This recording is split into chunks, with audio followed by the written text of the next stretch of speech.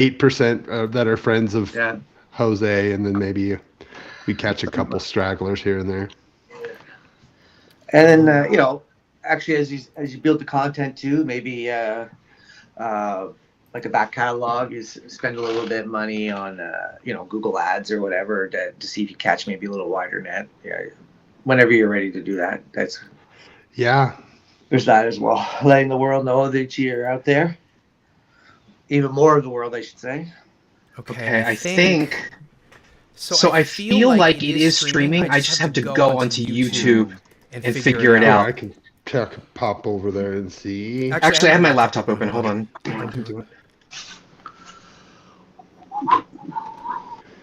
It shows. Oh my God! You see all three of our faces. There is a little bit of a delay though. So. Okay. So you're able to see what people see? Yeah. Nice. Actually, I don't. So this is weird. But yeah, you guys can see it. So we're live. I see us. All right. So I think because there's a little bit of a delay or whatever, I wouldn't look at the YouTube while we're doing it because I think it's just going to screw things. Nope, that's fine. We are on. Okay. So I guess as I can hear that though. I can hear us in the background. Do you want to turn us down? Oh yeah. There's a bit of I can hear us coming through your other computer. Through YouTube. Okay. All right, so this is our first ever live. So, like Nancy says in Nightmare on Elm Street 3 Dream Warriors, nothing but straight talk in this room. This is the first ever Watch Skip Plus live, and my name is Jose, also known as Cupcake. I'm joined by my co-host, One Square Over, Mike, the WilldaBeast, and then our special guest, Pat. Pat, you've been on before. I have last year. Yeah, and our live right now is a discussion about 2026's Sundance Film Festival, which happened in January, correct? Yep, a month ago. Yeah, a month ago. And what's important about it, though, is that it is the last Sundance Film Festival because it is actually poised to move. I guess, Pat, do you want to talk about just briefly about why that happened and where it's actually going? It'd be all pure speculation. Probably Mike is more in tune than I am. I mean, I can speak to what everyone speculates on. I mean, the publicly known is that their 10 years was up with Park City, and it appears that I think initially they were bargaining in good faith for a renewal, and then when they couldn't get the deal that they're looking for, they put out a request for proposals, and Park City and Salt Lake City with a reverse in the focus, with weighted, I guess, with going from roughly say 70-30 in favor of Park City, going 70-30 in favor of SLC as far as who hosts. But in the end, Boulder came through. But some have speculated that it was probably going to go to a request for proposals anyways, because that's what all the speculation is more like. Did they outgrow them? Did the Vail effect and others who came in and bought up all the properties? And actually, there's an interesting even perspective this year too, that it's not that they just a company like that came in and bought up a lot of properties and drove up the prices, is they also built a lot of shishi properties, which brought in a lot of money, which drove up the prices as well, which is something people talk about a lot too. And so it makes it a very expensive place to host the festival now. But also all those new people too, and I've noticed it myself, anecdotally speaking, you can almost tell who's been, roughly speaking, who's lived in Park City since the Olympics, and who has been there since the 80s or multi-generational. And typically the ones since the Olympics are the one like, get the hell out of your Sundance. I want like 10 days back. And then the ones that have been there, it's their home, it's where they're from, multi-generational, they're like crying, they're really sad about it. They appreciated it, they understood what it was before, what the city was like before. I mean, it was always a great place, I'm sure, but what Sundance brought to the place outside of 50,000 people and let alone the income, but I imagine So change the city, I think. Yeah. Yeah, but I imagine that when the board put out proposals, I suppose there was a feeling that would encourage, Salt Lake or where we are now to be like, okay, wait a minute, sorry, we'll go ahead and broker the deal. That was my initial thinking and a lot of people's thinking. Yeah, I don't know about you, Mike. I mean, my opinion is opinions and facts, a little bit of both. My wife works in Utah film locally, so she knows a lot of the folks. I also know Brian Higgins, who couldn't be here because he's in Berlin. Have fun, Brian, in Berlin. Oh, awesome. He's on vacation. Yeah, he set up a vacation. Sprechen Sie Deutsch. Yeah, so he's over there right now. But yeah, from everything I've heard, the reality is that they really put together a great Salt Lake proposition for it to move mainly in Salt Lake. One of the local film organizations actually built a great venue that was going to house some screenings. The plan was just to use all of our prestige theaters for screenings. It would have been a great option.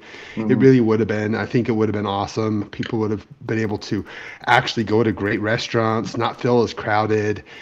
It would have been a really cool thing. We could have used the University of Utah, which the big push for Boulder was they were going to use the University of Colorado in Boulder, and they had all these promises. They were going to do the same thing with the University of Utah. Yeah. The reality is I believe it came down to politics, blue versus red, and unfortunately, while Park City and Salt Lake City is 90% blue, we're a small, teeny bit of a big state. So everyone looks at the rest of Utah and being more rural and more conservative and more red as being a threat. So unfortunately, I think that had a lot to do with it. The governor himself, Governor Cox, has not been the most upfront with helping to keep more liberal organizations in the state. So unfortunately, I think that had a lot to do with it. Politics, as well as a mixture of the expenses of Vail coming in and buying up all the property. Once the Vail group came in, we all knew it was eventually not going to be able to work there. As soon as they came in, we all knew that Park City was done. But many of us locals felt and hoped it would stay in Salt Lake. But the nice thing about it being in Boulder is there's still a connection for Robert Redford. That is where he went to college. So it's still going to be very much like his festival. Yeah. So I do have hope. His baby. I still don't know what I'm going to do. If I do go to Boulder next year, it might be to stay with a friend and see a handful of screenings the first weekend. I don't know. We'll see. I Become a volunteer like me. Are you planning on it? Are you going to volunteer?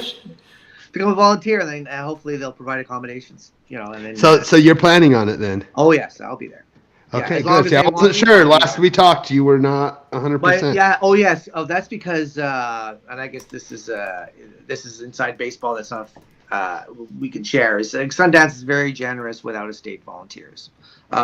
It's not a guarantee. I don't want anyone to say, "Oh, I can get free accommodations." It's still a small group, but yeah, a sizable amount. I think it's around 400. I don't know the exact number, so nobody out there quote me on it. But that's also 400 or 500 people out of almost 2,000 volunteers. But I've been receiving accommodations on the festival dime since my second year. This is my 14th year. They've been very generous with that. And I was saying before, because it's like, I wasn't sure. It's a bigger city. Denver's right there.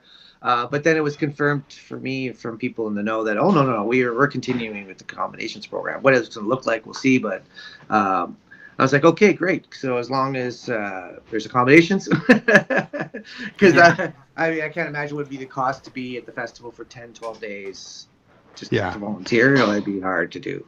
Well, that means we're going to do this again. If you're going, then we're going to keep doing these, because I'm at least going to do the online version. Yeah. We've had friends of ours locally who've said, we'll just purchase the online, all you can watch pass, and we'll just all go in on it, and we'll go watch it at our friend's house. Yeah, and actually on that point, the both of you've been going to Sundance for quite some time, and you have a collective of friends and stuff. I guess last point, and then we can move on to the mood of the festival. About this. I know the mood of the festival itself, but how is your group taking this, and are people ready to jump to whatever the new location is, or?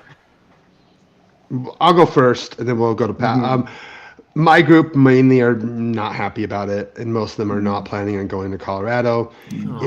It was like a thing we had here locally. It felt like it was our baby. It's something that we'd all loved. And I talked to a guy who'd gone since the 80s that I've seen it many years at this event. And him and his wife are very sad. They remember going up to Park City, and they started going to Salt Lake in the 2000s when things got really crazy up there.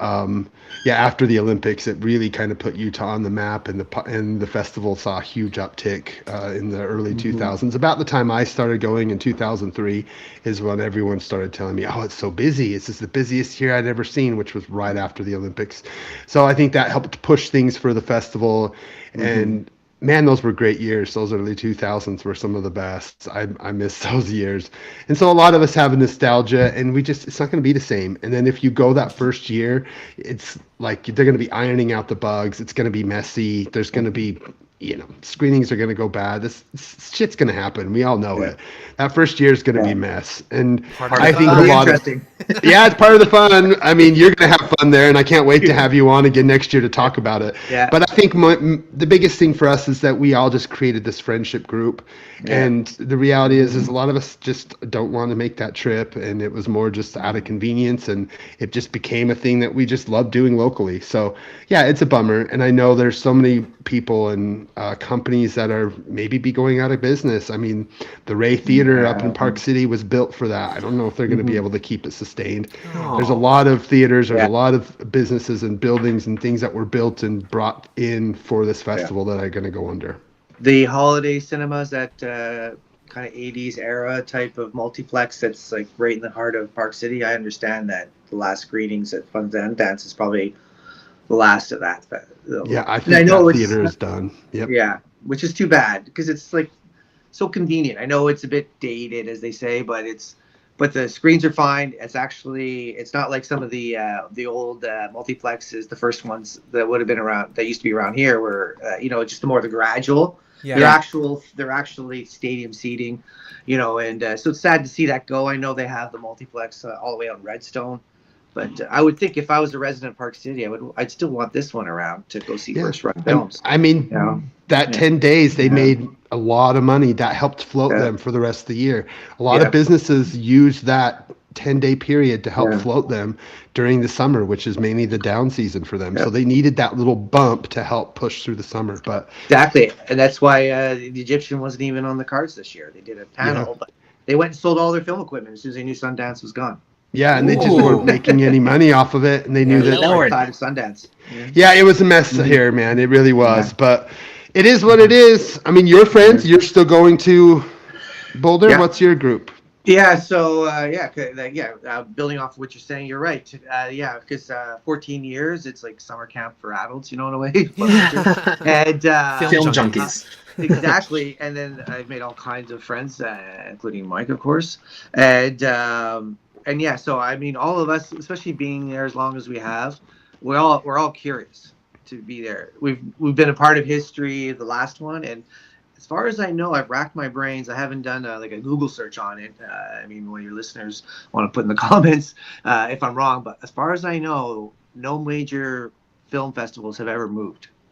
They've shut down. Like the Montreal International Film Festival at one time would have been Canada's kind of TIFF in the 70s and 80s.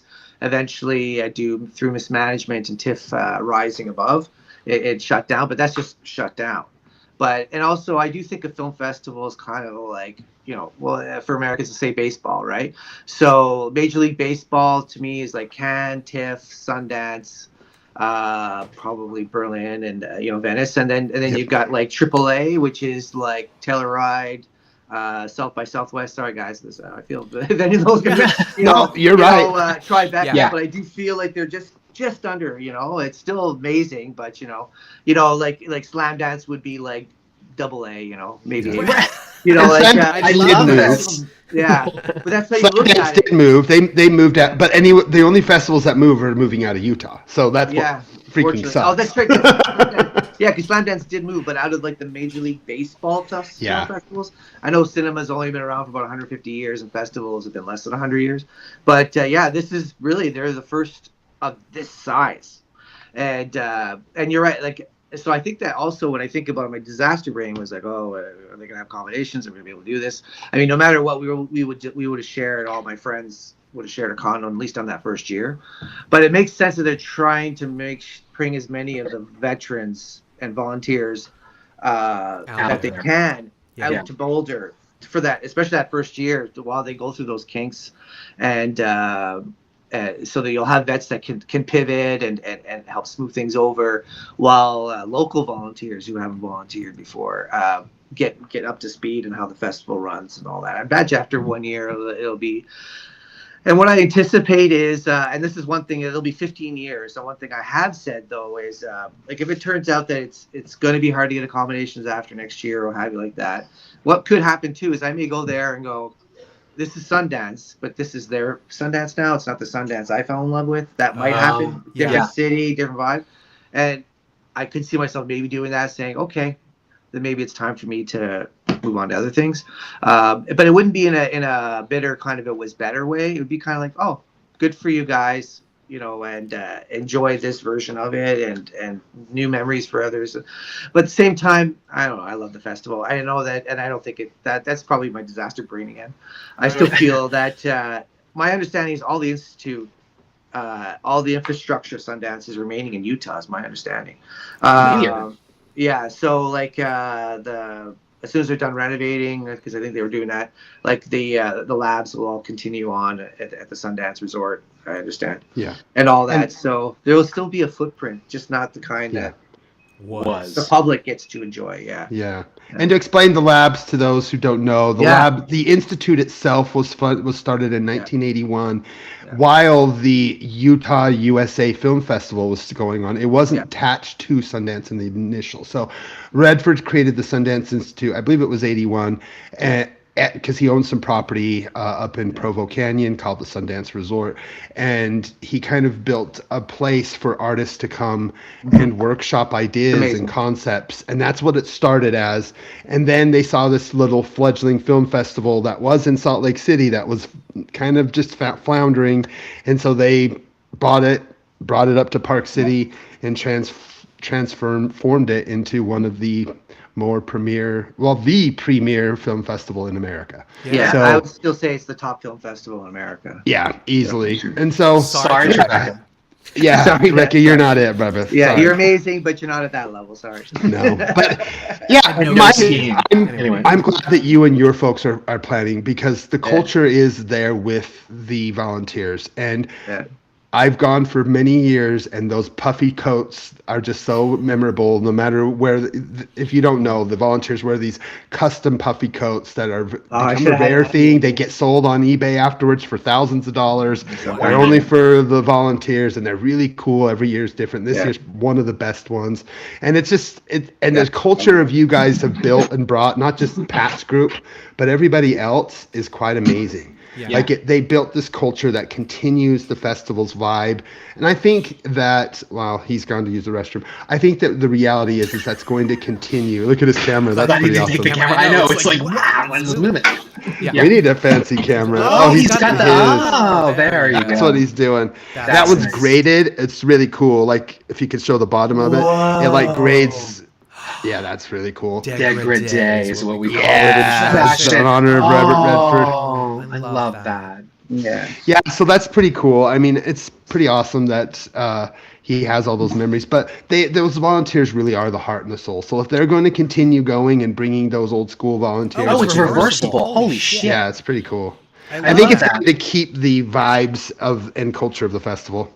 Well, I think the other thing, too, is that, we talk about the loss of institutional knowledge at the workplace. And so by importing the people that have done it before, like Pat said, that's an easy way for them to transition and be like, well, we did it this way, logistically, here's how it's going to work here. And that works. But so segueing, and the other point I wanted to also make, I guess, was I think there's a conception that the passing of Robert Redford drove the kind of like, oh, it's gonna, it's gonna, but well, that I don't think that that's entirely true, right? It's just, but. I will say one thing. Sorry, I interrupted you there. I will say one thing. Then this is totally just my observation. I think Mike shaking his head is exactly right. But there was a little bit of, in the sense that one thing I did notice, like just calling back a little bit to the mention of politics, I've always saw Utah as what I would call a soft red state, not an aggressive in-your-face red state. Typically, maybe it's because I spent most of my time either in their national parks, which are amazing, come visit, or Salt Lake City or Park City and amazing people like Mike. But I always kind of felt like, especially the Mormons tend to have a kind of they live their life, but they're not typically like aggressive in your face, welcome to America, speak English, t-shirts, that nonsense. Right. But it seems to have been changing though. Like there seems to be changing. And what I also noticed too is that when politicians, like state politicians in 2015, 16, 17, they started to get a little bit like, maybe going public and saying maybe we should reconsider funding for Sundance if they don't start doing more family-friendly films. And then what would happen then is Redford would give some pithy comment about, but you know what, mind your own business, and maybe I should introduce you to the Constitution. Like he would say it like that, but that would be the underlining the thing, right?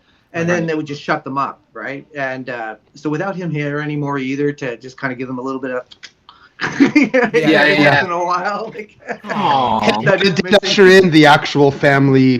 There's a family film category now. Section. That was ushered in around that same time, and it may have been because of the Utah State, but it has actually been kind of cool, and it's fun to be able to take your kids to movies. I was actually able to take my kids to see a couple of films in the past, so it was nice to have that option, and I'm hoping they keep that in Boulder. I imagine they will. Yeah, I hope so too. There's only 2 to 3 films they usually release in that. I'm thinking of trying to clean up New York and the red light districts hearing this. But so I guess I'll start with Mike, and then obviously Pat, you have inside knowledge because you volunteered. But so what was the mood like at this last film festival? Like, could you sense it being heavy? Like, it was sad, but it was busy, and it was back. I know I've said this last year as well, but man, this really felt, it's sad that it was the last one because it felt the most energetic since probably 2017. We had a huge audience. I mean, sellouts at almost every single screenings, even foreign documentaries had sellouts. People were getting kicked out of screenings even if they had tickets because it was so busy, it was so popular. We've seen people on the streets. It gave people the option to get out there. So it's locally in Salt Lake. We had cool a lot of the protests were going on around the Broadway theater where they were showing a lot of the screenings, and that was cool to see. There was like DJs. The energy this year was through the roof.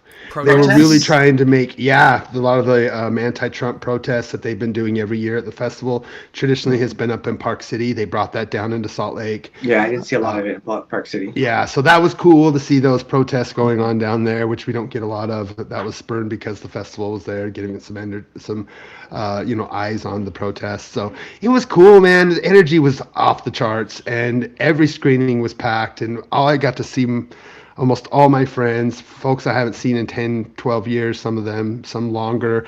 This one professor who I'd met that was at UVU, my first festival, was there, and he wore a different Sundance shirt or article every day. It was just all of us celebrating one last big hurrah, and it was emotional. And at the end, we finished it with this great film called The Wait, which we'll talk about later, Ethan Hawke joint, which was a great way to end it off for us. We just loved the film, and it has this great, and it has a great ending that just kind of brought us all up on our feet clapping as like a way to end the theater, the festival at Rose Park, or Rose Wagner Theater, which is one of the main theater I think in Salt Lake, the big one that they've been using for years. The Broadway Cinemas has been the one they've used, I think, for the beginning since the 80s or 90s, since they've been doing Salt Lake screenings. But it was great. I loved it, and I think that most of the folks that I know who went, while there's different opinions on the films themselves, the vibes, the moods, the just camaraderie, the best since before the pandemic, easily. Nice. Pat, inside ball.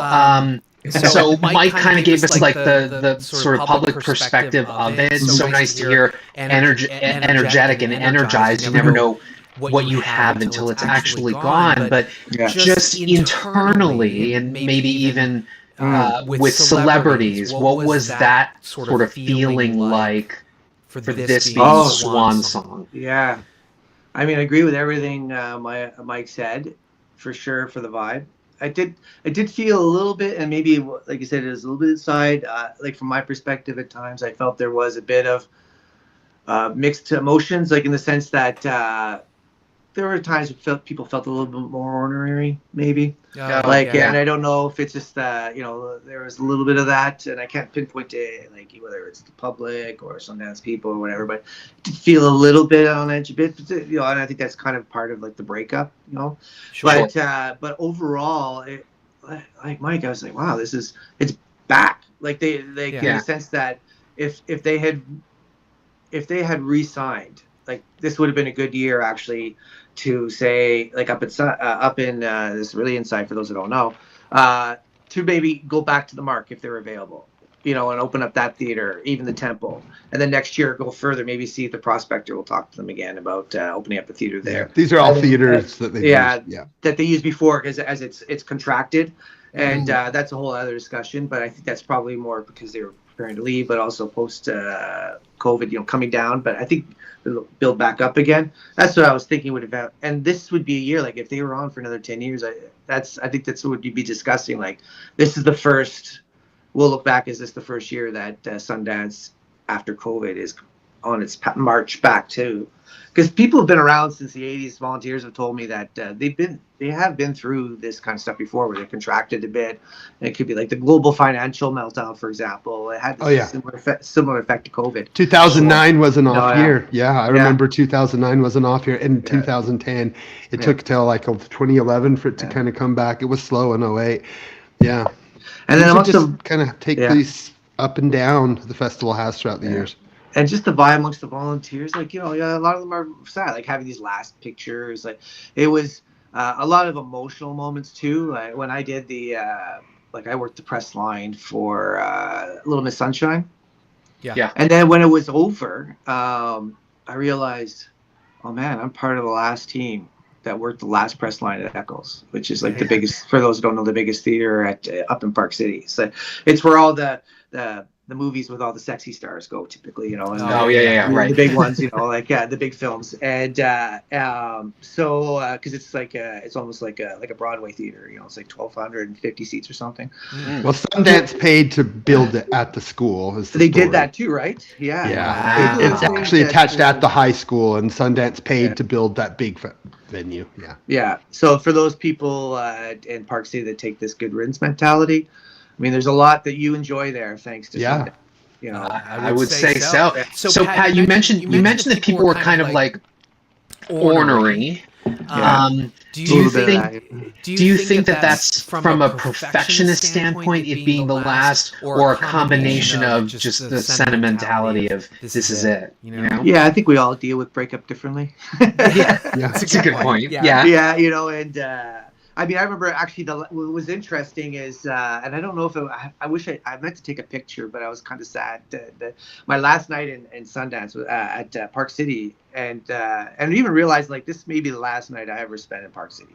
I could see myself spending, and that's weird to say after 14 years, but I could see myself spending a night in Salt Lake City absolutely again, for a host of reasons. But Park City, I don't know if I'd ever do that 40 minutes off the highway for any other reason, but I remember exactly. And I remember like being at a friend's condo, and a bunch of us gathering. We watched the Best of Shorts together, and then afterwards at like 12:30 or 1 in the morning, just standing on the balcony and looking at this gorgeous hillside and see the lit up homes, and just kind of our arms around each other, just going, this is like the last time we see this. And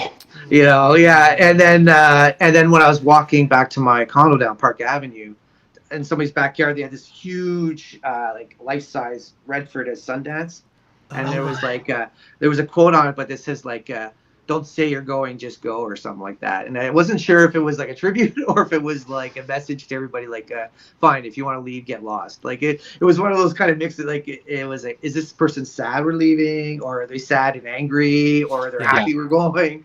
I should have taken a picture, but I just saw it and I just like, oh, I just kept walking. But I should have. But I thought that was the perfect kind of like the last image of Park City for me with Sundance, is this somebody putting up this. Actually, I won't even say life size, because I mean Redford was 5'7" and that thing was taller than me. I'm 5'11". But sorry, Redford, in your memory. But no short thing or anything. But just making a point of fact that this thing was like over 6 feet tall. Redford's 5'7". Oh, you just killed it for me. All of it. I will say though, as a completely short king, I will say a very, very handsome 5'7" though. I know that's right. Yeah, and to call back just quickly to the institute, for people who are like, oh, what's this institute thing? I encourage you to go to YouTube, search Power of Story, George Lucas, Robert Redford as a panel I attended. He talks about there why he set it up and everything, and but also seeing him in person there and walking past me up the aisle, I'm like, damn, that guy is like that time mid to late 70s. I was like, he is handsome. Yeah. You understand? He walks with his own spotlight, Yeah. Most definitely. Robert Radiant Redford. I've seen him one time. One time I saw him up at Park City at the Sundance when they used to do screenings at that venue. Yeah. And he is a short guy, but it was, I mean, it seems like every celebrity I met there was short. Ed Norton's about the same. He's like 5'7". Yeah. I've seen him. Even I shorter.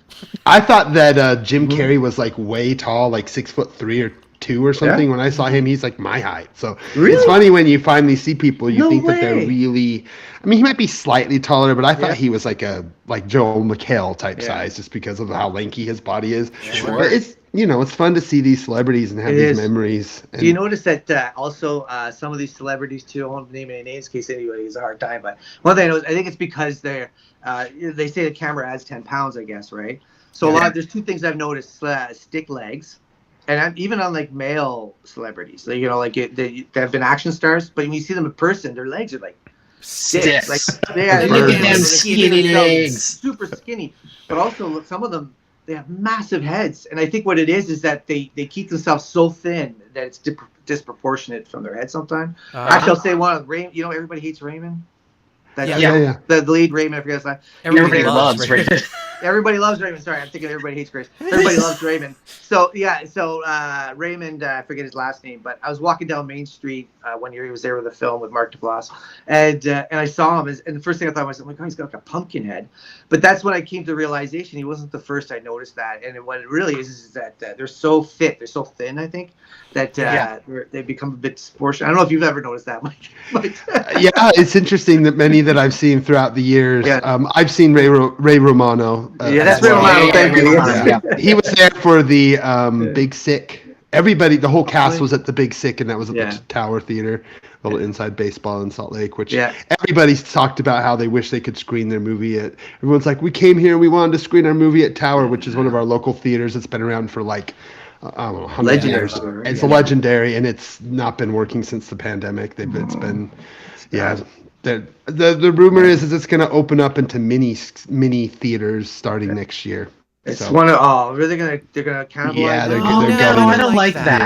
I don't like that. At least more viable. At least with our historic theater here in Baltimore, they added on smaller cinemas versus touching the big historic one.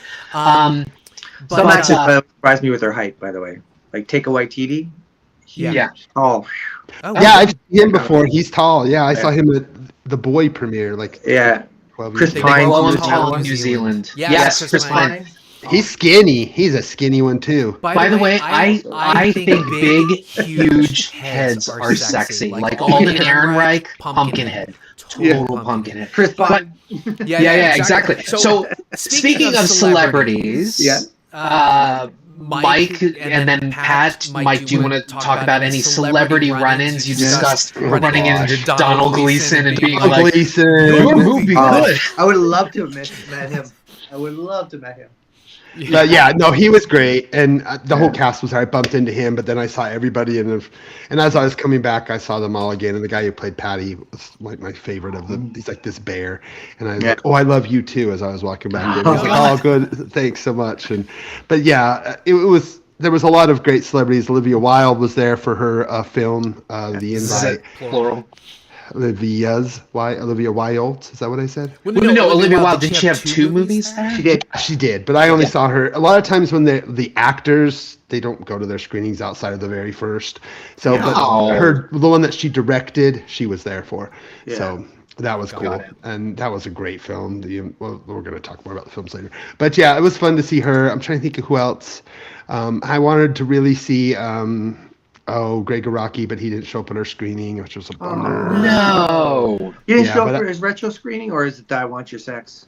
I Want Your Sex. He didn't show up for that one. But I saw pretty much, I'd say maybe 90 to 95% up until the last weekend had Q&As with the director, producer, and sometimes at least one actor.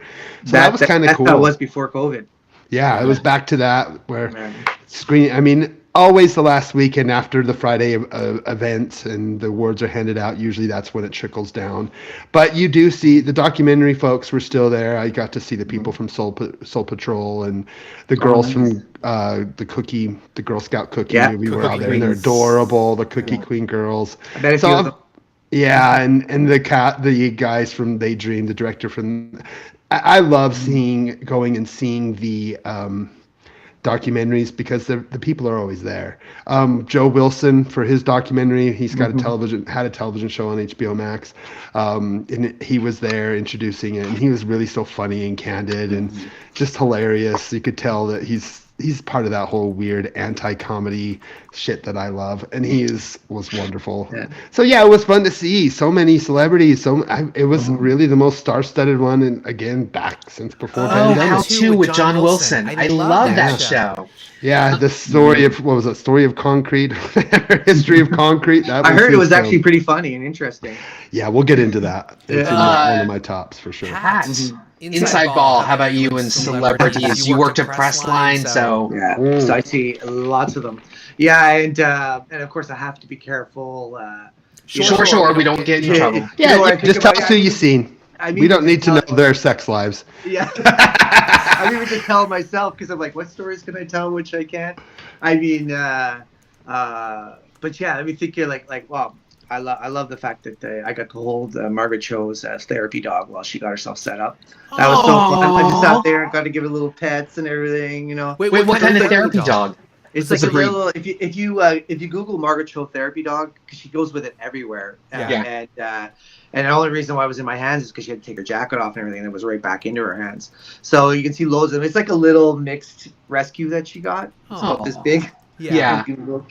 Little pets. Got the whole Molly Ringwald's jacket, which I mean, some people might say twee, but if you're a male who's 53 years old like I am, you get it. You're like, you help me. Yeah. I think her dog is named Ralph. No, wait a minute. It's Gudrun, actually. Gudrun, yeah. Bronwyn and Gudrun. Aren't those characters from Women in Love? Is that what that is? Yeah. Anyway. Yeah, and then I would love to actually, because he took so much crap thanks to, let's say he took it just from Tarantino, but I have to say, like, we don't go too much off topic, but I really hate what a director that I really respect as a filmmaker, what he did to like Paul Dano in that interview. It's okay, I think it's okay to say that he's not my kind of actor, or I would have preferred strength against strength in that movie, There Will Be Blood. But to get personal like that, and then to see him, because he was there for Little Miss Sunshine, right? And at the entrance to to paint everybody else a picture. So I'll just tell this one story, because then everybody can see like a nice story. The entrance to the press line for the Echoes is next to the main entrance into the theater, and there's like little stairs to go down, and then the press line's down there. So. And there's a sidewalk there. So when a car pulls up, they move barricades, so there's like a tunnel effect.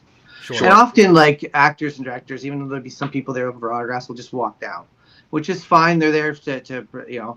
But it's a retro screening, so Toni Collette, Greg Kinnear, they all took their time, and met people, Abigail. But Paul Dano, I only noticed him because I looked for people trying to get down there. I was doing check-in of it, and he literally came down the sidewalk. Like, he didn't even come in a car. He was with his brother, and he was about to go down. And I saw him, like, oh my God, that's Paul Dano walking right towards me. And no one's noticing him. Just scrolling in. And then he turns one of the security guards, and I thought this was the coolest thing to do. He went like this. He just assumed, he saw there was people with stuff. And then they moved the barricades and everything. And then he just took his time, and he met with everybody. And then there was this like 12-year-old on the other side by herself and looking for a picture. And frankly, a lot of the people on the other side I don't think we were really fans, to be honest. They had a lot of the stuff that telltale signs of. And I saw the publicist come up because they didn't know. I said, Dano's here. So the publicist comes up. And I saw that she's waiting, but she was being quiet. And I said, oh, I can see how this is going to happen. His back's to her. At some point, the publicist's going to grab him. He's just going to go. And I went to her and said, call his name so he knows you're there. And she went, Paul. And he turned around and have a picture. And he said, yeah, no problem. And then sure enough, the publicist did try to do that. That's her job. And he said, just a second. And he went over and he had a nice picture with the girl and all that. It was, so it was very cool. And then Sundance got the exclusive because Variety asked him about that. It's the first time he spoke on it. The Tarantino thing, yeah. And he said, what he said was just beautiful. It was like, if you look it up, it's to the effect of, he didn't attack Tarantino, which makes it even better. He just said, I was just touched by how much I didn't realize basically how much I was loved. Like, he didn't say exactly like that, but it was really classy. And then Toni Collette did it perfect when she was asked. She was like, fuck Tarantino. Fuck Yes. And I'm just like, legend. Yes. Again, both of those are in public for people who, they're up there. That's awesome. Hey, I want to know about the Saw screening. So tell me about the Saw screening. Who all was there? Actually, just before we move on, Paul Dano, tall or short? I need to know. Tall. He's tall. I'm thinking 6 feet. I'm thinking 6 feet. Pumpkinhead? No, actually, he was pretty well proportioned. Okay, got it. Yeah. But so before you move on, aging gracefully, let's just say. Oh, nice. Yeah, he looks great. Yeah. So you had mentioned Little Miss Sunshine, and then obviously you're about to segue to Saw, which is what Mike asked about. Is this the legacy screenings? Was that sort of a bid to be like, here are films, since it's the last Sundance, that took off at Sundance and we want to revisit? Is that what was going on? Exactly. But they've done it for years. This is the first time they've done it. Oh, so it happens. I didn't realize. Yeah. Okay. For at least the last 15 years. I think they started those in like 2010. Yeah, exactly. And it used to be a little bit more like a small part of the program. There'd be like 2 of them. Two or three of them. And it would be something like, and usually it'd be like I think it was the 25th anniversary of Clerks with a 35mm print. Yeah. And they would all come out. I saw 25th anniversary of, actually speaking of Tarantino, Reservoir Dogs, and he was there with Michael Madsen. Oh, yeah. That was a fun night. What were the ones this year? This year was a lot because it was the final, but it was Mysterious Skin, Hump Day. Some of it you can see. Oh my God, Hump Day! I love that. Yeah, but because Jay's not part of that one. Mark Duplass was there with Jay's film because he was executive producer. So you can see the kind of connection. Mysterious Skin. Greg Araki was there with I Want Your Sex. Saw was just Saw. Just bring that in. The Sunshine, same thing. House Party. House Party, yeah. Shut up. Yeah, they have House Party, yeah. Half Nelson. Half Nelson, too. Okay, Gosling. Anthony Mackie was there for that. Nice. I made him laugh as an audience member because there was a question about what does it have in common with Heated Rivalry, and they had a shirt to give away, and it was the soundtrack. It's a Canadian band called Broken Social Scene. They're on both soundtracks. Okay. And I was like in the third row and like lined up with him, and I went, yeah, Canada! He just looked at me and he started laughing. Nice. Canadian, for those who don't know. And I know I'm missing. Kronos was there with Guillermo del Toro. Big regret I missed that. Apparently he gave an amazing Q&A afterwards, and I saw it. Oh, I love that movie. So American Dream, from a documentary from like '91 about the Hormel plant. That was a big. That had its 35th anniversary. Nice.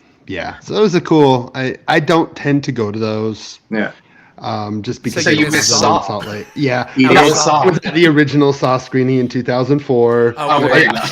Right before High Tension. It was Saw, then High Tension. Right, what a night. boom, boom. That would have made It was me brilliant. vomit.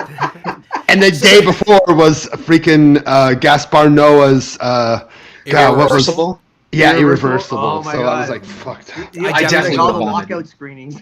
Yes, exactly. Speaking of Saw, I feel like I'm not alone in the fact that like, and I'm going to ruin it, folks. If you haven't seen Saw, too bad.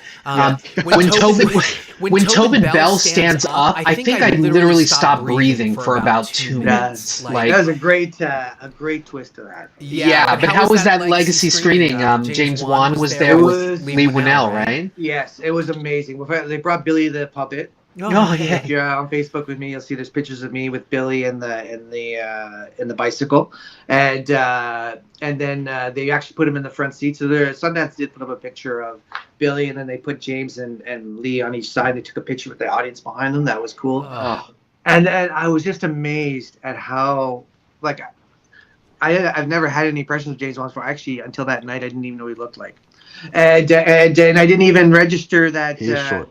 Yeah, and I didn't even register that Adam, that Lee was the lead as well. Actually, even during the introduction, I just saw him as the writer, and then when the movie started, I'm like, oh, it's him. Yeah, well, Lee has a different body shape than he did way back when. Now, yeah, he does look a bit different then. Yeah, but what surprised was how hilarious they were.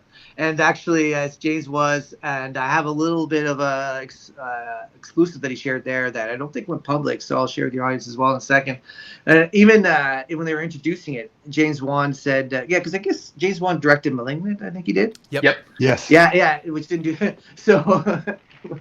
What did he say? Like, he goes, I promised I would never come to film festivals unless I have a film in it. So that's why I haven't been back to Sundance since Saw, because it's sad none of my films have been in here. But if I'm going to come, I might as well come for my greatest hits and all that. And then Lee made a crack. It was just at the time he said, yeah, so you won't be seeing *Malignant* tonight. *Malignant's great. I love *Malignant*. And the crowd just started laughing. I know it's divisive, but I loved it. And but during the Q&A, actually James Wan said that the franchise has come back to him and Lee. So I didn't know it was away from them, but I guess it's come back to them. And he said there will definitely be another one, and it will be in the spirit of the first one, which was when I realized when I was watching it too, is like they didn't intend it to be a horror. It was meant to be a puzzle thriller film, right? Which was in vogue back Psycho then. Yeah. Like Memento and films like that, and big twists and Usual Suspects, and it just had some gory elements to it, of course. And then I guess for whatever I haven't followed it past that, so I guess it eventually went to other people, maybe to get it funded, the first one. To Chris Rock. Yeah, that's right. Yeah, so he said it like decisively. There will be another one, and it'll be Lee and I. Oh, good. Yeah, in the spirit of the first one, So and okay. And I'm excited. Lee Winnell, I think is still getting the Upground series off the Upgrade. Sorry. I think they're making it into a series, so I think that should be kind of exciting. Yeah. That's good. Yeah, so that's the big one. And then, I ended up seeing a lot of legacy ones, mainly because in the first weekend when most of the main films were done, where I was either working as a volunteer or they were just really hard to get into. Yeah. Especially the last first weekend of Sundance. And then I got in what I could towards the end. But it was, and then I just took advantage to see Half Nelson was the first time watch. Downhill Racer was the pick for they had to do a Redford one. Of course. And they chose Downhill Racer, which I was glad I went to. I'd never seen it. As I was saying to somebody, it was like the kind of movie when I was a teenager babysitting, you'd watch it you turn it on at midnight. And you're like, oh, that's Redford. And then you just be engrossed for 90 minutes. Yeah. I guess this is very cinematic racing movie, like a ski racing movie, and the footage is amazing when you consider it was made in the late 60s. Nice. Yeah, incredible. Any other panels? Any other panels you guys attended or Q&As? Mike? I didn't see any panels. For me, it's my goal was to hit 40 screenings. So oh my God! I can't believe you did that. 40. It was all about seeing more films Yeah. than I'd ever seen before, and I did. I made it to 40. So that means that I sacrificed some Q&As and some other events, but it is what it Yeah, is. there was. Yeah, I didn't get to any panels, unfortunately. I did see quite a few Q&As. Like I said, that the Saw one was a winner. Health Nesson was very interesting with both the directors there, Ryan Fleck and I, Yeah, Ryan Fleck I is feel great. I feel very sexist, but I don't remember the female director's name. For saying that, It's my mistake. Wait, they directed Captain Marvel. I should know It's this. Anna Boden. Anna Boden. That's it. Thank you. Yeah, and Freaky Tales, which I Freaky love. Tales, yes. Yeah. So, And I saw him at the not Q&A for entirely Freaky successful. Tales. Oh, hush, that's great. Yeah. Anyway. Yeah. So that was a Shame. great Q&A. And then, actually, I really enjoyed Amy Redford talking about her dad for Downhill Racer, giving the background on that. They even had, I guess, he liked to share an anecdote about Downhill Racer before the director's brunches. And as it turns out, he did it for like 15 years. So they cut together this video of him telling the story, but like jumping ahead through the years, you can show how he's basically telling the same story. But it's a really good one. Basically, like, hey, you know who I am, in a way he was saying, but in his very humble way. And I made this movie. It was my passion project. And then I watched buyers and executives when it was finished walk out of it right in front of my face all the way through the movie, not interested in it. And on top of that, during the love scene, some lady behind him saying, "Oh, Mr. Personality," like sarcastically. And I guess part of the problem was it was after Sundance, I believe. And this Butch Cassidy Sundance Kid, and I guess they were expecting like charismatic, but he went for a real athlete that has emotive, like problems. He would be also arrogant, and all that. People didn't like that as much. And Amy had a very funny. Actually, I think she's a great torchbearer for her dad's legacy. I think she's as eloquent as he is, and she's funny. She said that something to the effect. The character is based on a famous American skier. I forget, he had Buzz or something his name was. He died in the mid-60s, tragically young. And just for the sake, because I don't have to say Buzz, but apparently Redford used to say the best character traits of that character was Buzz and the shittiest was me. Oh. Yeah. Oh. But that also speaks to Redford's very humble, very self-deprecating. Yeah. I'm glad that they did something like that where, his family at least spoke and talked about his legacy and stuff like that. Because, that's definitely really nice. Well, speaking of movies, I know that we kind of have a list of like movies where you guys have overlapped, but I'll turn it over to you guys. If you guys want to start talking about the films that you saw, and I'll try to dive in a little bit with maybe log lines or who's behind the screen. But anybody want to start? Let's start with Pat because I've seen everything he's seen, and I can kind of go off of what he's seen. Oh yeah, okay, we sure. Can go so you to just want me to kind of go through the ones that really stuck Yeah, out. just go. Just go through your whole list. You only saw like 15 or something. Just go through. Yeah, so I'll just read the list first. So, I saw Cookie Queens, The Wait. Okay. I'll See You When I See You, Celebrity Sex Pass. I know there's a thing at the front, Dale Dougherty or something like that. The Wait. I'll see. I repeated myself. The Tuner. Sorry. Tuner, Shitheads, saw The Shitheads, Nouvelle Vogue. Speaking, it was kind of not really a legacy, but it was out in November, but I'll talk about that later. Chasing Summer, Undertone, Downhill Racer, Half Nelson, The Tuner, which is on Spotlight, and The Incomers, and Give Me the Ball. I feel like I might be missing a couple, but that's the main ones. At least are the ones that are really in the front of mind too. Cookie Queens, I loved this documentary. It was actually in the family screenings people talked about. The girls were adorable. I think one of the things I loved about it is, yes, you can almost smell it from a mile away. It's not going to be just about a Girl Guide or an American. Do they call them Girl Guides or Girl Scouts? Girl Scouts. The Girl Scouts, yeah. Canada's Girl Guides. I remember one of the girls telling me about that, the differentiation about when I was chatting with them before the screening. But it is about, of course, the corporatization of it and all that. But what I loved about it is it was told in a way that was kind of like, here they are and this is what they're doing. I didn't feel any opinion from the documentarian. Oh, I love when they do that. Yeah, there was some facts put up, but even that, I think she understood. She being Alyssa Namias, I think she understood that it's interesting to put facts up too, but at the same time, I think there's always a risk that then you're also starting to put your finger on the scale, justice, so to speak, on the opinions. You have to be careful. So you really showed it. Just this is what they do. This is their opinions. This is how they're doing it. You can see how the moms interact with the daughters. How the daughters, their own experiences of selling those cookies, and actually one of them becomes kind of an advocate for Olive, who's amazing, for better.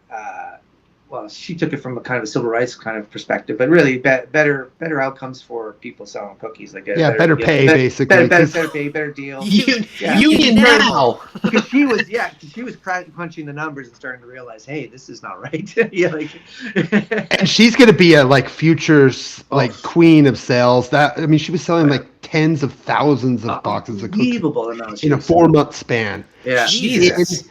Freaking insane, this little girl. Her and her friend Cecilia, and I saw them at the Eccles before the screening. I was there, minding the media who was covering the opening, and they were just sitting there on the ledge on the side and dangling their legs, the kids, I said, I enjoyed your film very much, and they give Olivia, you'll understand. She says, oh, I'm so glad you liked it. What part of the film did you like the most? If you see the movie, you'll understand why. She's like this really. She is. She is a nice, likable version of Reese Witherspoon from Election. Okay. Tracy Fleck. Yeah, she's like Tracy Fleck, but totally likable and nice. And I said, well, it was a scene where you were at that this dance for this kind of ethics group that she was part of, that her parents put her in, how to learn how to eat and all that. And they're at this dance, and then Cecilia comes over and goes, I got about 15 more minutes of this and I'm out of here. Oh, you couldn't stand all of this nonsense. That's called Cotillion, and it's a Southern thing. It's weird. So Cotillion. Yeah, totally. Thank you, Mike, for giving me that. And they started laughing. They said, "That's the most Cecilia thing ever." Did they sell cookies? Not at my screening, anyways. I noticed. Oh, I would have been selling cookies. I know they should have. Okay. Did they at your screening? No, but they were dressed to the T. They had these cute little gowns on, and they were just so great. And all the little kids that came up to them, they were like, "Oh, hi, nice to meet you!" Shaking these little kids. It was adorable. I loved it. I wish I would have had my kids, but none of my kids went with me this year. But it was wonderful. Just backing off that, I thought that was a wonderful little documentary. Just so much fun. Think of Spellbound and these kind of Sundance kids doing competitions type of documentaries. Yeah. If you like those, you're gonna like this. Oh yeah, hold on to your heart. There's some scenes that are especially the youngest. She's so adorable. The one I think she may have been on the spectrum. I'm not sure, but yeah, she was. She had to been. She was a genius. She was 6 years old and could play piano like a queen. Insane. But struggle with social cues and stuff like that. She did. She had the big glasses, and she had the diabetes, so she had the big diabetes cheeks, and she was just so sweet. So I think I know who you're talking about. Looking at this. Oh yeah. You can't miss her with the big glasses.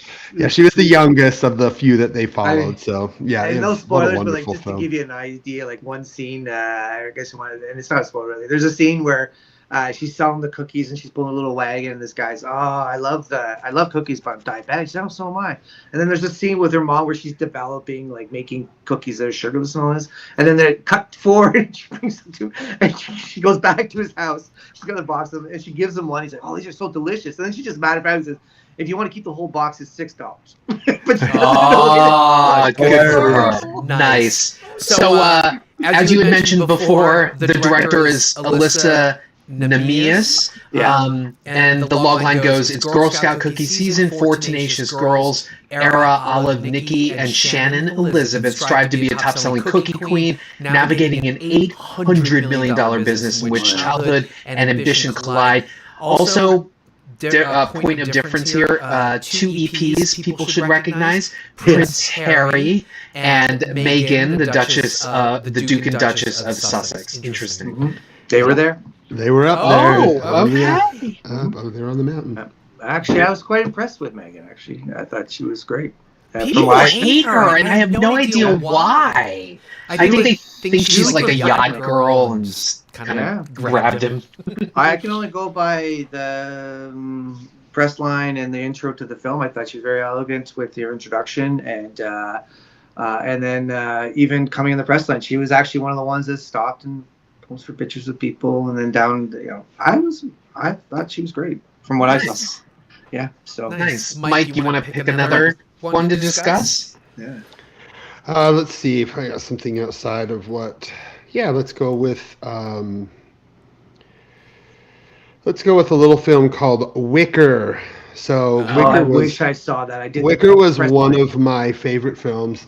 Mm-hmm. It is this wonderful, delightful little fairy tale. Almost feels like it's almost feels very Hammer-esque. But basically, it's follows this little village where nobody is called by their names. They're called by what they do. Okay. So this one woman is the Wicker woman because she just makes, this one man is a Wicker man because he does nothing but make baskets. And then we follow Olivia Colman, who is the fisher woman. She does all the fishing in the neighborhood and sells them in the town square. So everyone goes by whatever it is they do. And it's just this fun, clever, witty little film. And all these people are, of course, married. And then our fisherwoman, she's crude, smelly, been on her own. Just her dad, she took over her dad's trade, and then he passed away. Imagining Olivia doing this. And she's great in it. And so as Jess, some of the more prissy women ask her, when are you ever going to get married? And she's like, someday.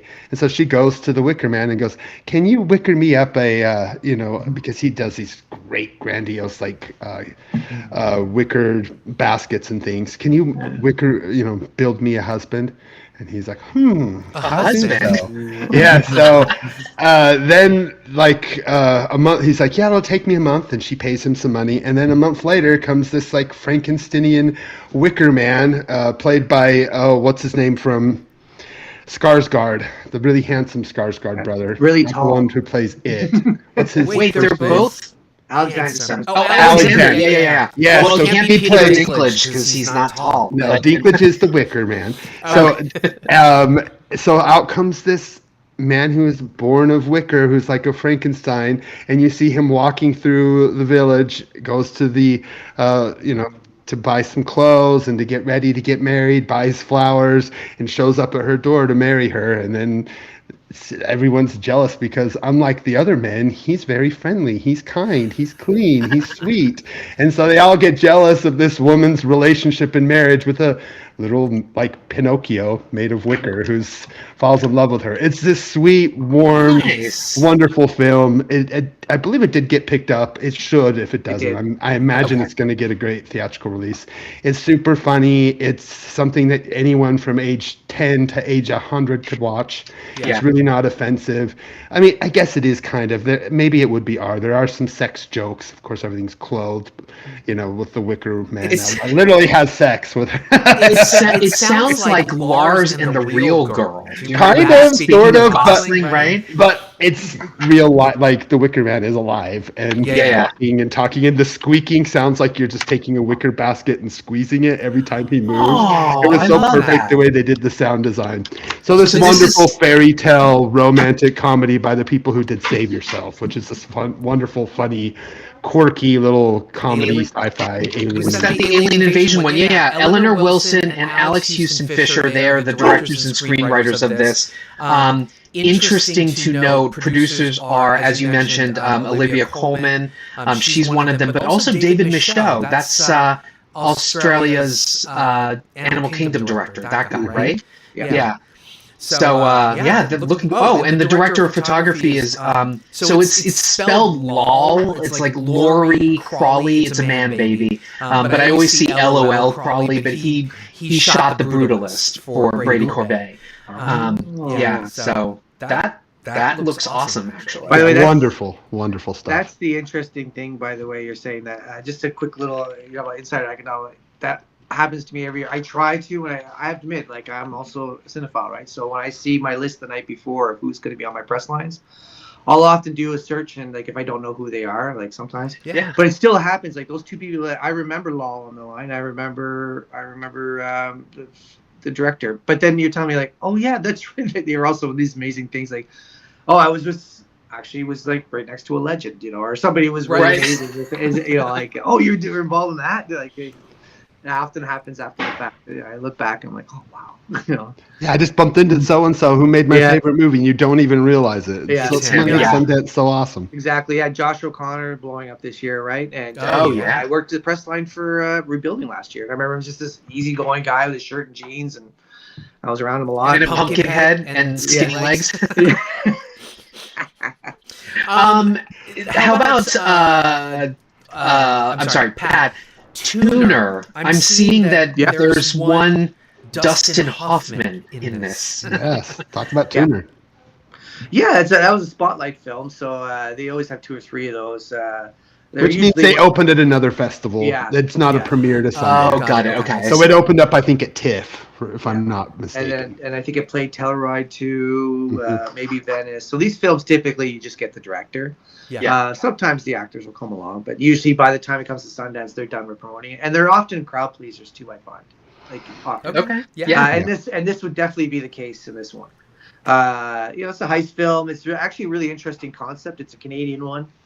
Canada.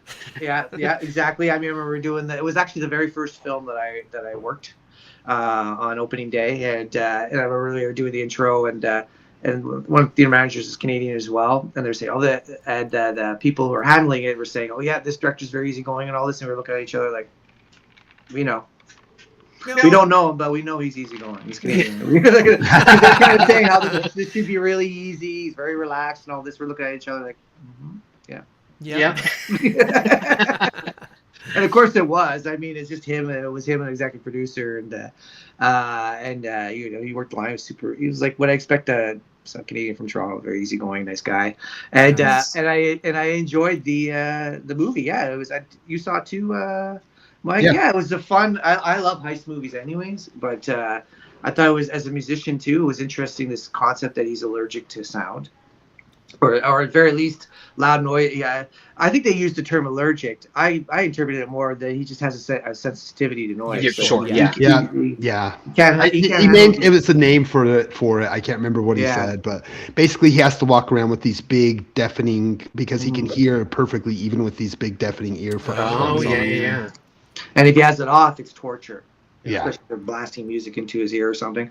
So it makes him a great piano tuner, but also makes him really good at hearing the clicks of a safe. Safe cracking. Yeah. So pulled into that. Yeah, he gets pulled into it, realizes he has this ability and that he can do it. Well, it starts because Dustin Hoffman's character realizes he locked his glasses inside his safe, and it's like, I don't remember how to get into it. I'm an old man. And his whole time, the first intro is just nothing but Dustin Hoffman just making fun of this lead character. It's so funny. It's so crotchety. I wish more of the movie was that. Yeah, it's hilarious. Was great. Yeah, it's a very small role, but he was very funny in the first little bits. Yeah. But yeah, he basically learns that he can crack a safe because he has to do that for Hoffman to get his glasses. Because Hoffman was a piano player who now became a tuner, and found this young man because his father was also a pianist, and he was a pianist, and because of everything with his hearing, it became harder for him to play, so he became a tuner and kind of just going to take over his business is the concept. And yeah, it's cool. Like he realizes that the plot basically is that Hoffman gets ill and they don't have a lot of money, and they need some money, and he ends up doing a job and sees these guys cracking a safe in the back room while he's trying to tune a piano because of his ears are so sensitive. He's like, what is this drilling? You need to stop this. What are you guys doing? And they're like, well, we'll stop it, but we need to get this open first. And he's like, I can do that. You guys just work here. So he pops it for these guys not realizing they're thieves. Yeah. And then he realizes he has a skill, and these thieves are like, want to make some money? So he makes a choice to make some money to help, of course, his father figure, Dustin Hoffman, and his wife to bring in some money. And it's a sweet, funny, thrilling little film that just kind of takes you on an adventure. There's a B-plot adventure. Romance, too. There's a little romance. Got everything. It's right out of the Sid Field's screenplay book. So, which is actually a compliment. It's not meant to downplay, but just to further say that just about anybody should be able to enjoy this. Yeah. Nice. Again, this festival was about being almost a throwback to previous festivals. This reminded me of another past Sundance hit, Lucky Number 11. There've always been these kind of big underground indie thrillers that have come from the Sundance world, and this is one of those. Yes. Thrillers. In Bruges is another one. These all kind of opened up at Sundance. So interestingly, this is directed by Daniel Rohrer. One of the credited screenwriters is Robert Ramsey, who wrote 2005's Man of the House. Have you ever seen this movie with Tommy Lee Jones? Yes. Where he protects all the cheerleaders because they witnessed a murder. I fucking love that movie. Anyway, but I guess that sends a signal about what kind of film this is going to be. There you go. Comedy, and it's not frat comedy, but it's funny. Like you can tell it's written by somebody. Funny. Yeah, you can tell it was written by somebody who knows how to write comedy. Yeah. So, which makes it so good. Speaking of funny and interesting, Donald Gleason was mentioned earlier. I mentioned I would love to meet him. I run an Irish Film Festival here in Ottawa. I'd love to have him as a guest myself. I really like this movie. It reminded me. Yeah, The Incomer. I had to check. The director is Lewis Paxton. But if you had told me it was Ben Wheatley, I would have said, yeah, of course. It feels like a Wheatley joint for sure. Oh, yeah. And I'm looking at it now. I'm expecting to find him as executive producer, story by, I still wonder if one day I'll hear an interview with Lewis and he'll mention that he was mentored by him or something because it also has a little Watiki vibe to it as well, a little bit. It does. Oh yeah, with the very. So think like Eagle and Shark era Watiki. So curiously, so the logline for this goes on a remote Scottish isle. We're talking about the Incomer. Siblings Isla and Sandy hunt birds and talk to mythical beings while fighting off outsiders. Their lives change when Daniel, an awkward official, arrives to relocate them. What an interesting concept. Yeah. Colonization and but also it's for those people like myself, I come from Ireland. Well, I don't come from Ireland. My family comes from Ireland, who love those old folk and fairy tale mentality as well. It's so interesting. It was funny and I think it actually makes sense why they're there and everything. I don't think there's any plot holes in it really, to be honest. Even though it's wonderful. Even though it's an absurdist kind of comedy, it all makes sense. It's really well done, perfectly casted. Donald Gleason is great as the bureaucrat. Gail Rankin, all through it, I was like, where do I know her? And I realized it's from the wrestling one. Fighting with My Family. Fighting with My Family. No. Glow. She played. Oh, that's right. Yeah. She played the Wolf Woman. Yes. And that makes her for this role perfectly casted. And then the guy, lesser known character Rourke, who played her brother, was excellent. He reminded me a lot of the character from Ballad of Wallace Island. But very much like the Ballad of Wallace Island. If you like that from last year, I love that movie. This is very much in that realm. It's way more absurdist and fantastical at times, but it's that kind of dry British comedy that's just so funny. It's witty. I mean, basically, you see these people who've had to fend for themselves. So they live on this island, which is becoming a wild reserve, like a natural reserve. And they didn't know anyone still lived out on this island. And they send out this guy to go and clear out these islands and prepare for it to become like a wildlife reserve. And relocate there's people that are living there and they have to relocate them because it's now owned by the council, they say. And so they've lived there their whole lives. Their father died when they were younger. So they, since 10 and 12 years old, have fended for themselves on this island, basically living kind of feral. So he walks into these feral people with costumes all ready to fight him, and it's just great. It's awesome. And the sister, Gail Rankin, has these constant conversations with this kind of Scottish version of a mermaid, more of a merman, played by I think Alan Cummings. Doing what these kind of creatures do, try to tempt you into the water, right? Yeah. And all this. It's amazing. Yeah. So it's got everything. I just love that movie more. Also, John Hannah is in this cast. I can't remember the last time I saw John Hannah in something. It's so funny. I can't wait for people to see this. It's for Wallace Island folks. It's for people who love their dry British humor. So wonderful film. I loved it as well. Ballad of Wallace Island. Tom Basden was in that, and I don't know what it is about him. I just think he's a beautiful, perfect man. I have no idea why. But anyway, moving on. How about The Wait? I think Mike, you had mentioned that. Yeah, we both watched The Wait. Total I'll start that one. Yeah. The Wait is this wonderful like Depression era crime drama, basically, an adventure survivalist film. So you're following these men who are in a prison, and their prison basically is they're out there chipping at rocks, like you've seen, like people get arrested for really petty crimes and get thrown into these like instead of getting put in a traditional prison, they get put on a prison line where they're out there mining. And one of the wardens, played by big boy Cameron or Russell Crowe, Who's great.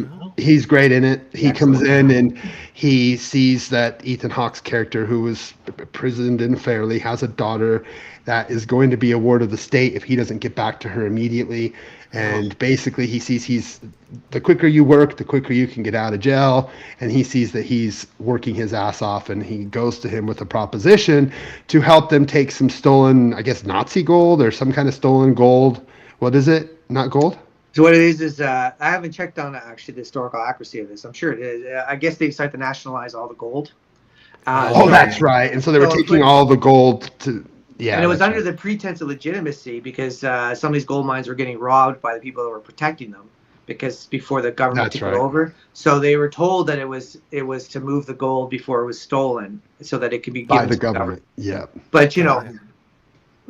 Yeah, sure, right. So he talks them in. He's like, I need you and these. You bring 3 or 4 guys together, and I need you to go and take this and meet me. You got to walk, 5 days trek through the woods with all of this gold on your back through this treacherous woods to meet me. And then if you do it, I'll let you go free. I'll have the governor sign you and you'll be free. And that's the basis of it. And it's this wonderful, I mean, what was it? An hour and 10 minutes or an hour and 40 minutes. It's just wonderfully quick paced. Yeah, just so well shot, so well put together, thrilling, adventurous, funny, scary at times. Mm-hmm. What a wonderful film. An emotional sorcerer. Very much like or something. It's very sorcerer-esque. You nailed it. Yeah. Or very much. Wages of Fear. Wages of Fear. Yep. Same concept, same thing. I know the writer, director, he watched that tons of times before while writing this. Our director is Padraig McKinley, I think. That's the director. Park. Okay, got it. That's my name in Irish, actually. Oh, okay. That is your name in Irish. That's awesome. That's why St. Paddy's Day is D, not T. Because the name in Irish, P-A-D-R. Sometimes it's R-A-I-G-H too, but generally it's Porg. But they probably call it Patrick or something like that. Patrick, right. Yeah. What was I going to say? Speaking of beautiful men that I cannot take my eyes off of, I'm very pleased to hear that Austin Amelio is in this. For those of you who watch The Walking Dead, he had the scarred face, which is weird because that's how I fell in love with him. It was so weird to see him without the scar. But I think he's an amazing actor. He showed up in that stupid Glenn Powell mess. I think he was the Hitman, and I was like, which one? There's so many of them. That was at Sundance last year or 2 years ago. Hitman. Yeah. Exactly. But I really need Austin Amelio to break through. I love him as an actor. He was perfectly cast. He was so good in this for his role. Yeah, because he's the one who kind of butts head with Ethan Hawke's character throughout the whole time, and they're wonderful together. I mean, Ethan is has this kind of internal light of goodness inside of him. Even though he's a veteran of World War I, which gives him his skills, which you'll see when you see the movie as necessary, but he always kind of looking forward in a more hopeful or more pure kind of light. Whereas Austin is a really nice, complicated character. At first, he's kind of seen as just a straight, don't trust this guy criminal. Yeah. But I think it's more that he's been beaten down by life, and he's just kind of like, this is how life is, so this is how I'm going to survive this life, And you realize it's not all bad, And but like you said, like Mike said, they work off of each other perfectly. It's wonderful. And Julia Jones is amazing as well. She ends up joining along with them because she wants to get out of this camp. Oh. And there's another case because I actually had an encounter with her because I saw it as a volunteer screening. So I ran into one of the producers and the writer, and I said that and actually at first I recognized her, and I didn't recognize. I said, is that the actress from The Wait? Because I saw him talking, and he says, yeah, that's Julia Jones. I'm like, oh, that's just what I thought, because I wanted to go over and say hi to her and compliment her. And then I said, oh, I really loved it, and they were surprised. And then when they said he was producer, right, I'm like, oh, glad I said I liked it. but they were, but she was great. But that was afterwards I realized that, oh my God, she's the girlfriend of Dexter 2 seasons ago. She plays the cop. And I would like to compliment her on that. And then actually afterwards, standing next to her, complimenting this amazing Indigenous actress who was standing next to her, again, Sterling Harjo, I realized afterwards. Oh, and I love The Lowdown and Reservoir Dogs. And then like, it was on my way home that night from where I encountered them. It just dawned on me, because I'd also noticed that Ethan Hawke went crazy when he saw him. Taika Waititi went crazy when he saw him. I'm like, who is this guy? Yeah. And then it dawned on me, and when I searched it, I saw the picture. I'm like, yeah. That is awesome. Because I would have loved, and like he's literally like my shoulder is like against like his chest. So I'm telling Julia Jones, I thought you were great in all this. And meanwhile, this director that I think is amazing is like standing over there, and you're like, chop liver. Hey, Julia, you're amazing. What did you do, sir? Is this your brother or something?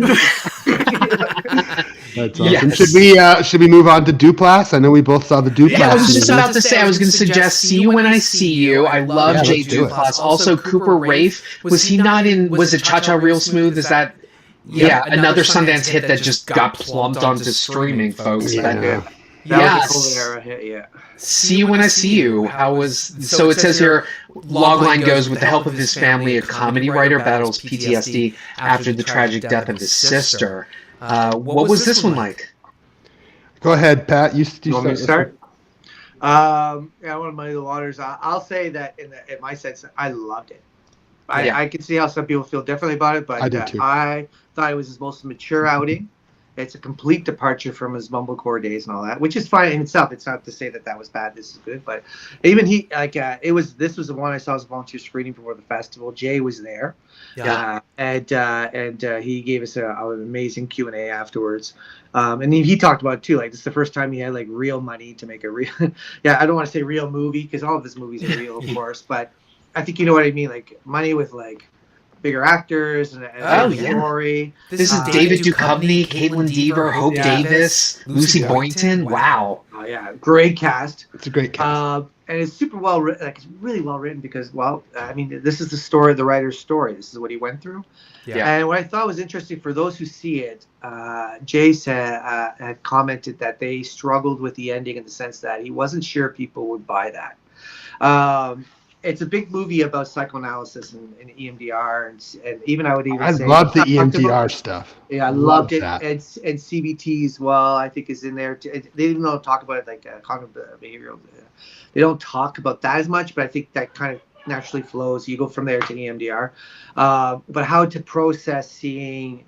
I mean, his sister didn't just commit suicide. He found her. You know, it's not based on but you kind of know from the beginning. There's these amazing... I think this is where the mumblecore years come from. The way he remembers her is these scenes are incredible, and how those memories end.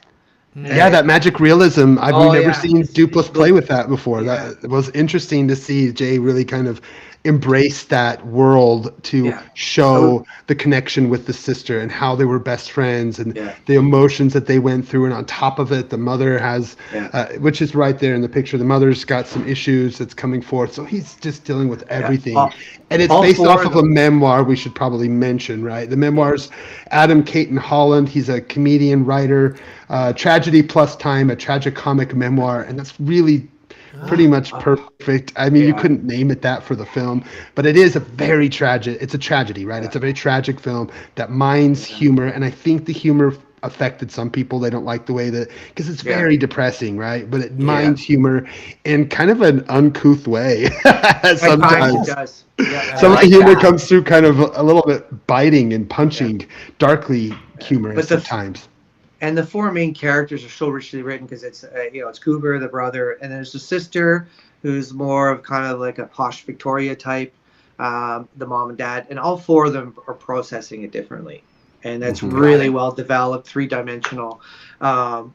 and I will say the third act without getting into it, is just say that I'm 100% glad they went that way. Me too. I think it's believable. I think some people, if they haven't experienced this, they may think what, but the truth is that that he eventually gets over the trauma the same way I did of an uncle committing suicide. As a much younger age, without EMDR or anything like that. But I literally had like a dream one night that mirrors what that last memory of his sister. Mm-hmm. Yeah, and a similar kind of conversation that just allows you to remember without remembering the worst things. And so it's to me, I love it because it's like, for me, from my perspective, that is real.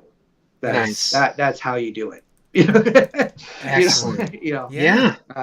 That's how you deal with that concept. It really is. It's wonderful to see psychoanalysis like done on screen and to hear them talk about those things. You don't see that on screen. And Brian, I went with Higgins, who of course has a nonprofit that's very similar about trauma, and he loved it as well. So he did. I was wanting to know how much he liked it. He did love it. We both loved it a lot. It's a little long in the tooth at almost 2 hours. It doesn't need to be quite that long. It could take some cuts. But I loved it. It's very beautiful. It is very dark, and it's the vibes at the screening where I guess it's not getting as well liked as you and I are loving on it. And those that I saw it with, I think it's kind of getting more mixed reviews from those that I'd heard. Did they not see the truth in it, I guess? It's hard. It's one of those movies that goes from like this really depressing, biting tragedy to these almost mean-spirited jokes that families do. You're either going to get that or you're not. But you're dove into this like liberal family, right? They're very liberal. Yeah. They're very like loving in a liberal way, and that means they curse at each other and say mean shit to each other sometimes. But you can tell they love each other, and a lot of the jokes were very like kind of demeaning and dark. Well, it's interesting. You talk about like dark because I think one of the producers is Kumail Nanjiani. And he did The Big Sick, which is, that's kind of a depressing kind of romance comedy, right? Yep.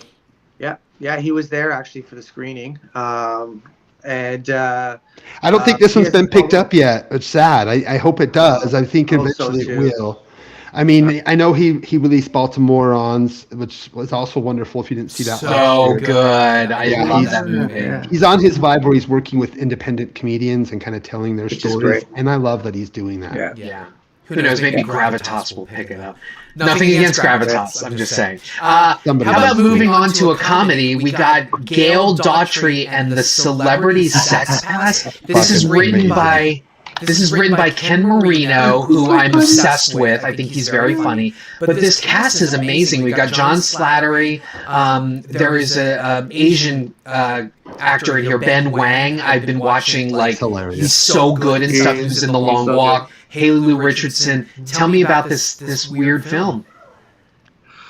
One of the things one thing I'd say, I really loved the program this year, and probably one of the things that I was missing for a few years was I would be like, where is the way back? Where is it? Like after I've seen a movie about Paradise, California burning down, and I think of like one day I saw that, and then I went and saw Worth, about the families of 9/11. It's like I need something like this, and then like when I saw the synopsis, like this is it. This is one where like, and I made a point. I was there for the premiere for that one. That I made sure I was there for, because when you see, the one we just talked about, it's amazing and all this. But after a while, you kind of need to wipe your palate and just watch it, like pin your ears back, balls to the wall, funny. Right. And this is what it is. And what I also appreciate about it, though, even though it's outrageously funny, especially the third act, but at the same time, it's got a lot of subtle humor, which I love too. If you're paying attention, probably the one I love, like a great example is when they arrive in LA. And first of all, if you're not really paying attention, because it's so mixed in there, well, the person, you hear the welcome to LA, welcome to wildflowers, robberies, whatever. Like, it's not so obvious, but if you're paying attention, you can hear the announcers making all these kind of jokes about LA, what I'm saying. And then when they run into their first celebrity, which is Henry Winkler, it's a funny thing that I think I've heard celebrities talk about. What happens a lot is they think he's somebody else. And at first you don't realize it. And they're all excited and all this. And then, but when he shows his tattoo, I have a tattoo of you, it's Danny from Greece, right? It's hilarious. Oh my God. And there's even a callback to it later. I forget what it was, but it was a John Travolta movie callback as well. We met this guy, you know, or whatever. And so they even call back to it like in the late second act or whatever as well. And, you know, and then he's like, oh, okay. And there was two things in there that a lot of celebrities do. What they got in there that wasn't annoying. One was that, but the other was also get the picture taken. Like the dad that like he wants to get going to whatever he's doing, Henry, and they're like fumbling with the camera and all this, and he's making little comments and stuff like that. It's so there's like two jokes in there in one, and it's not overdone, and they're both subtle in a way too. Like so there's the big laughs, but there's also like the subtle laughs as well. Yeah, I loved it. I thought it was great. It's amazing. If you love David Wayne and The State, this was David Wayne's 5th film that's premiered at Sundance. Yeah. He always is a wonderful, he just comes in and drops these wonderful films. The 10 was the first one I saw, 2007 Sundance. Wanderlust, They Came Together. Wet Hot American Summer was before my time, and then this. So 5 films premiered at Sundance. If you know those type of films, you know what you're getting into. It starts out like a Frank Capra-esque type of warm little suburban comedy that you think you're getting, and it actually acts like a spoof of Wizard of Oz. That's really what it is. At its heart, it's a spoof of the Wizard of Oz. Her going to Hollywood is like going to Oz, and basically the whole concept is, I love how they introduced the boyfriend. So you got this like postman who's sitting there introducing us all to this world at the beginning of the film. Yes. And then all of a sudden he's like, and he introduces Gail. This is Gail, like the most wonderful little woman. And it feels like you're following Belle and Beauty and the Beast. She's just like do, like just loving this little village. And this is her boyfriend. And he comes out and he's like drinking a coffee, and the camera pans out and he's in tidy whities with a full erection boner just sticking straight out for no fucking reason. It's just full of funny sight gags, nonsensical shit that makes no fucking sense. Yeah. And it was 90 minutes of laughter. And John Hamm as the Wizard of Oz was wonderful, beautiful. So Jennifer Aniston in her role. I'm just telling you, she's it's totally wonderful. Game, yeah. It's John so fucking funny, you guys. This is the comedy of Sundance, and I hope that it goes somewhere theatrical so you can see this on a Friday night with a full audience. I raved about how much I loved The Naked Gun, which I know other people didn't because they liked it too. I loved it. It's very similar where the jokes are just a mile a minute. They're just coming so fast. Boom, boom. But they work, and everything is so funny. Slattery as himself as this like down on his luck actor who can't even get anything anymore, and he just sits in his crappy garage punching bags and just like living this past life. It's so funny in this. They basically find him to go and find John Hamm, but it's wonderful. He goes on the adventure with them. It's a little bit like Dorothy and her. It is. It's Dorothy, and then her best friend, her black friend is Otto, which is like Toto, and he's got big black poofy hair. Just so my gosh, it is hilarious. You got to see it if you're a David Wayne, The State, Ken Marino fan. And I would say, even now, the way you describe this too, even a John Waters fan, this is like this is like something John Waters would come up, but be restrained. Yeah. Uh-huh. You know, all these kind of like clashing tones. The suburbia, like lightness of suburbia. Yeah, very much like Serial Mom and that kind of stuff. Yeah. Speaking of sort of ribald comedies, let's segue to The Shitheads. This is from Macon Blair. Macon Blair, as we know, did the new Toxic Avenger. Is that right? He's also an actor in his own right, who I happen to think is rather sexy. Yeah, I'm shaking his hand. Super sexy. Oh, there you go. So this one does come with a loaded cast. Dave Franco, O'Shea Jackson Jr., and then Mason Timms and Kiernan Shipka, who were just in Regretting You. Weird that they showed up together. Peter Dinklage from Toxic Avenger, and of course, my future husband, Nick Braun. I loved that guy. His role in it. Nice. So funny. And it's also EP'd by Danny McBride and David Gordon Green, Jeremy Saulnier, who Macon Blair has worked for. His mentor. basically. So this, the logline goes, when two unqualified bozos are hired to transfer a rich teen to rehab, their straightforward gig quickly spirals into dangerous mayhem. The Shitheads. Is this title going to make it to the theaters intact? Or I don't think this is coming to theaters. This is probably going to stream. It's pretty raunchy. Oh, it would Maybe be a some indie risque theaters. pick. Yeah. I mean, somebody like Cineverse or somebody who wants to take a risk. This is more of a risky. NC-17? I don't know if NC-17, but it's very raunchy. It's very bloody, crude, disgusting. I don't know. It's this It should have been in the humor. midnight section, to be honest. It should have been in the midnight okay. section instead Like of Toxic being. Avenger. Yeah, it was The in premieres. the. Was it a premiere section? Is that where it was? It was a premiere, yeah. Because again, Macon Blair, he's a son. This festival is about bringing back a lot of the folks from the past, and he's premiered his last film before the remake was called "I Don't Feel at Home in This World Anymore." Yes. This is very similar in that vibe, more funny, funny, but very similar with shocking bits of violence. Yeah. Lots of raunchy, gory, crazy shit happens. But it's funny. I loved the heck out of this. But it isn't for everyone. There were walkouts at my screening. And I heard a lot of people complaining about it who thought it was not funny and were just totally offended and just didn't find it entertaining at all. It's very Dumb and Dumber-esque. Interestingly enough, to be sure that, you know, Sundance has had films like this. You talked about the midnight section. Do you think people were walking out just because also like, this is the final Sundance and they're showing this shit? Or what do you think? I just don't think it wasn't marketed right. It should have been in the midnight section. It wasn't really explained that it was as ribald as it really ended up being. Nice work. So sometimes you end up in something that's a little more raunchy than what you're expecting, and that's what this was. It was bloody, gory, just dirty. You just feel slimy and dirty. I mean, Franco's character is so gross. A lot of bodily fluids. I mean, a lot of bodily fluids. There's a great bodily fluid scene where Macon explained in the Q&A that they had to do this in 2 takes because they only had enough fake shit for 2 takes, and so but they ended up using the first one and it ended up working fine.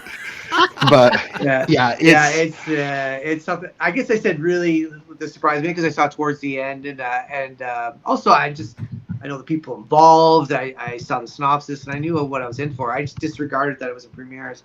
But I guess if someone is more focused on the programs, I can see how, because this is a film that should have been in either midnight or in next, and I can see how people tend to do the premieres because they're expecting more like A-list actor decides to do their indie darling. Like Josephine's a tough movie. I don't want quite. We'll get there. But that's definitely like I haven't seen it, but I saw it right away. I'm like, there's Channing Tatum's Oscar move, you know, and that's like you expect to find it. Right, that's what you expect from Sundance. Yeah, but you don't expect like something that would play the Midnight Theater in New York for 10 years in the 70s.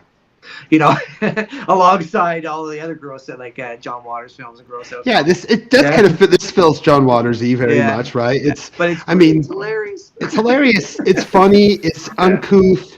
It's dirty. But I mean, the concept is you got O'Shea Jackson and you got Franco, who both are down on their luck dudes, who have to take a rich, spoiled brat, who is a very, very mean, evil little bitch of a person to a like rehab center, and it is a wonderful film. It is about how fucked up the rich are, and there is this wild sequence where the guy that you mentioned and Dinklage get together and kidnap. Oh man, it's So who's the little rich bitch? Who plays the rich bitch? Oh, Thames. He takes a turn. He's not Mason Timms. Yes, How Timms. Train Your He Dragon makes a nice. this. Yeah, he makes a He's nice like a little mini Zuckerberg.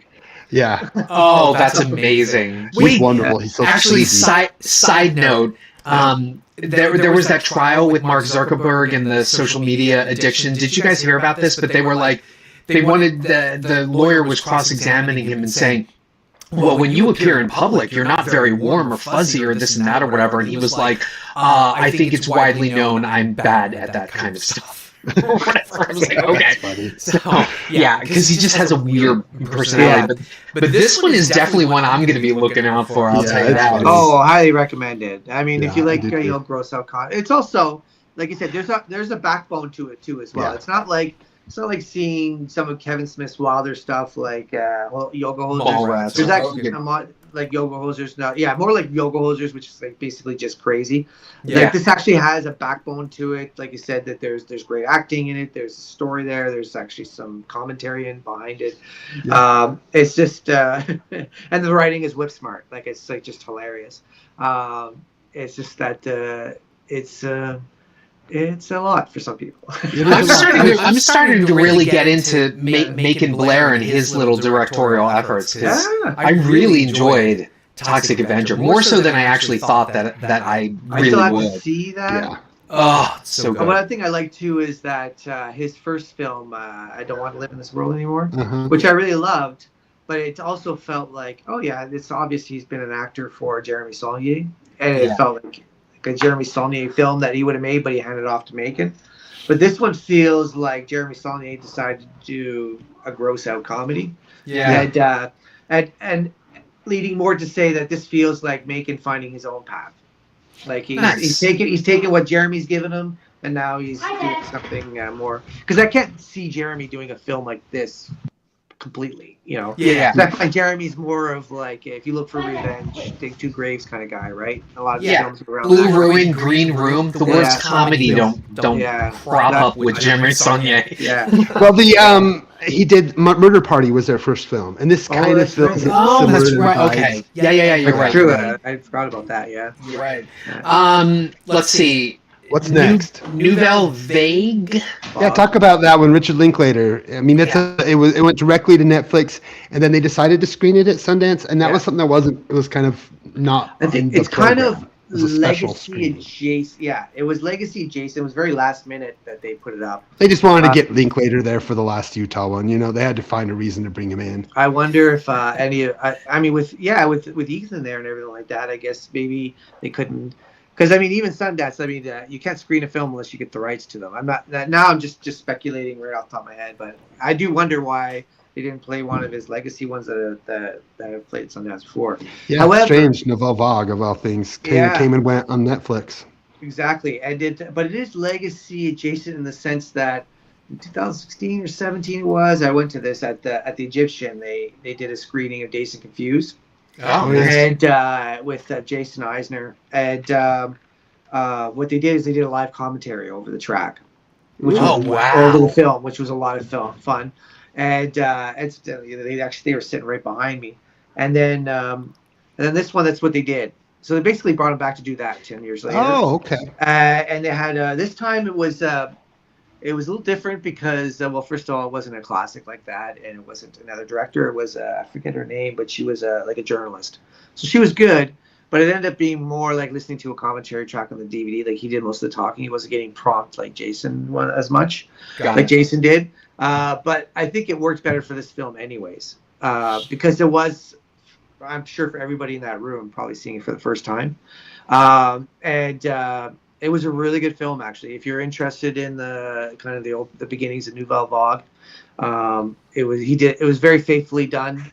The actors are really great as the different historical figures, and it's about the making of Breathless, and it's really I personally, as a cinephile, and I love that era. I really enjoyed it, and then the fact that he was there talking about the making of it and how they made it and all that, and even just a fun fact, one of many. The camera you see being used by the cinematographer is the camera that was used. Like he got the Cinematech to lend him the camera. Wow. Yeah. So what you see on screen, that camera is the actual camera that filmed. So an old 1960s, they filmed it with an old camera. Yeah, Linklater in that pull. Area, whatever. So so he doesn't use it to film the film, but the character playing the cinematographer, that's the camera that was used to make it, bro. And he tried as much as possible to use all the same locations and everything like that. Although what was interesting was there was a lot of more. I think he said there was more CGI in that film than any film he ever did before. Interesting. Well, I guess that's because of the period. right? Yeah, exactly. Yeah, and there were scenes where like the street where the scene was filmed, the street at the time had cobblestones, and now it was just asphalt. It's paid over, yeah. So they had to spend a bunch of money on it to make it look like CGI. Oh my CGI the roads. Yeah, I would just shoot from the thighs up. I know. I would. so they had to CGI a train too, and because they the same tunnel everyone uses for this metro that's not used anymore. But the cost to bring in a train in this unused line was too much, so use CGI. But it was like most of the budget, I think, because it was very believable. But he said it was like the most CGI he's ever used in any of his films. But yeah, and this is on Netflix, right? It's on Netflix. I think so. Definitely. So were there any other movies that you guys overlapped? Because I think I want to finish that up. Although Pat's camera just went off. Did it? It did. What? I don't know. I just see it appeared. It just says you know what? I think it's because I just got a low battery warning. So I'm just going to plug myself in here. Got it. I've done that before. That's cool. But I figured if there's... There you are. You're back up. So I figured if there's another one that you guys both saw that we could talk about, and then maybe really quickly just to wrap it up, we've been going since 11. Maybe just quickly going through some of the films maybe you guys didn't that you didn't see together. There's a couple I need to talk about before. I'd be that more we didn't see together. What did you see that I see? Let's see. You wrote something about Midnight Podcaster One Name Escapes. Yeah, the Undertone. Undertones from A24. I didn't see that one. What was it like? Give us a quick intro. Not bad. Have you guys seen the Oz Perkins films? Yes. It's kind of like that. With varying results. Yeah. Yeah. I kind of figured it looked like it was going to be like the last Oz Perkins flick. Yeah. Wait, is this the one? It looks like A24. It looks like White Noise meets. Yes. Okay. Yeah. How was this? I saw the trailer for it. One location. The cinematography was better than the last Oz Perkins, but it still felt like an Oz Perkins directed film because of that cinematography. A lot of long, kind of, depending on your opinion, but just very low. What's like tracking shots? Long tracking shots, long shots, very slow pace. Got it. You know, not a lot of cuts, which is not bad. You know, a lot of use of mirrors, which I liked, and some of them were interesting. Actually, it was interesting to look at a lot of the images, but yeah, very slow pace kind of film like that. Okay. My biggest beef with it, I think, was, and some of the people I was with thought the same thing, is the ending was kind of like, huh. So what was that? All about. And I think it happened because I don't think it knew what kind of movie it wanted to be. Mm-hmm. So it's a podcast that features someone that believes in hauntings and demons and all that, and then someone who's a skeptic, which makes a good kind of co-host. And then they look at different things that happen and all this. And her co-host, which we never see, we only hear, sends her a file that someone shares of like an exorcism or a demon or something like that. And as they listen through each of the ones, things become crazier and crazier inside of her house. And you're kind of like one of these things like, are you activating a demon through reading a book or listening to these words? You know what I mean? That kind of thing.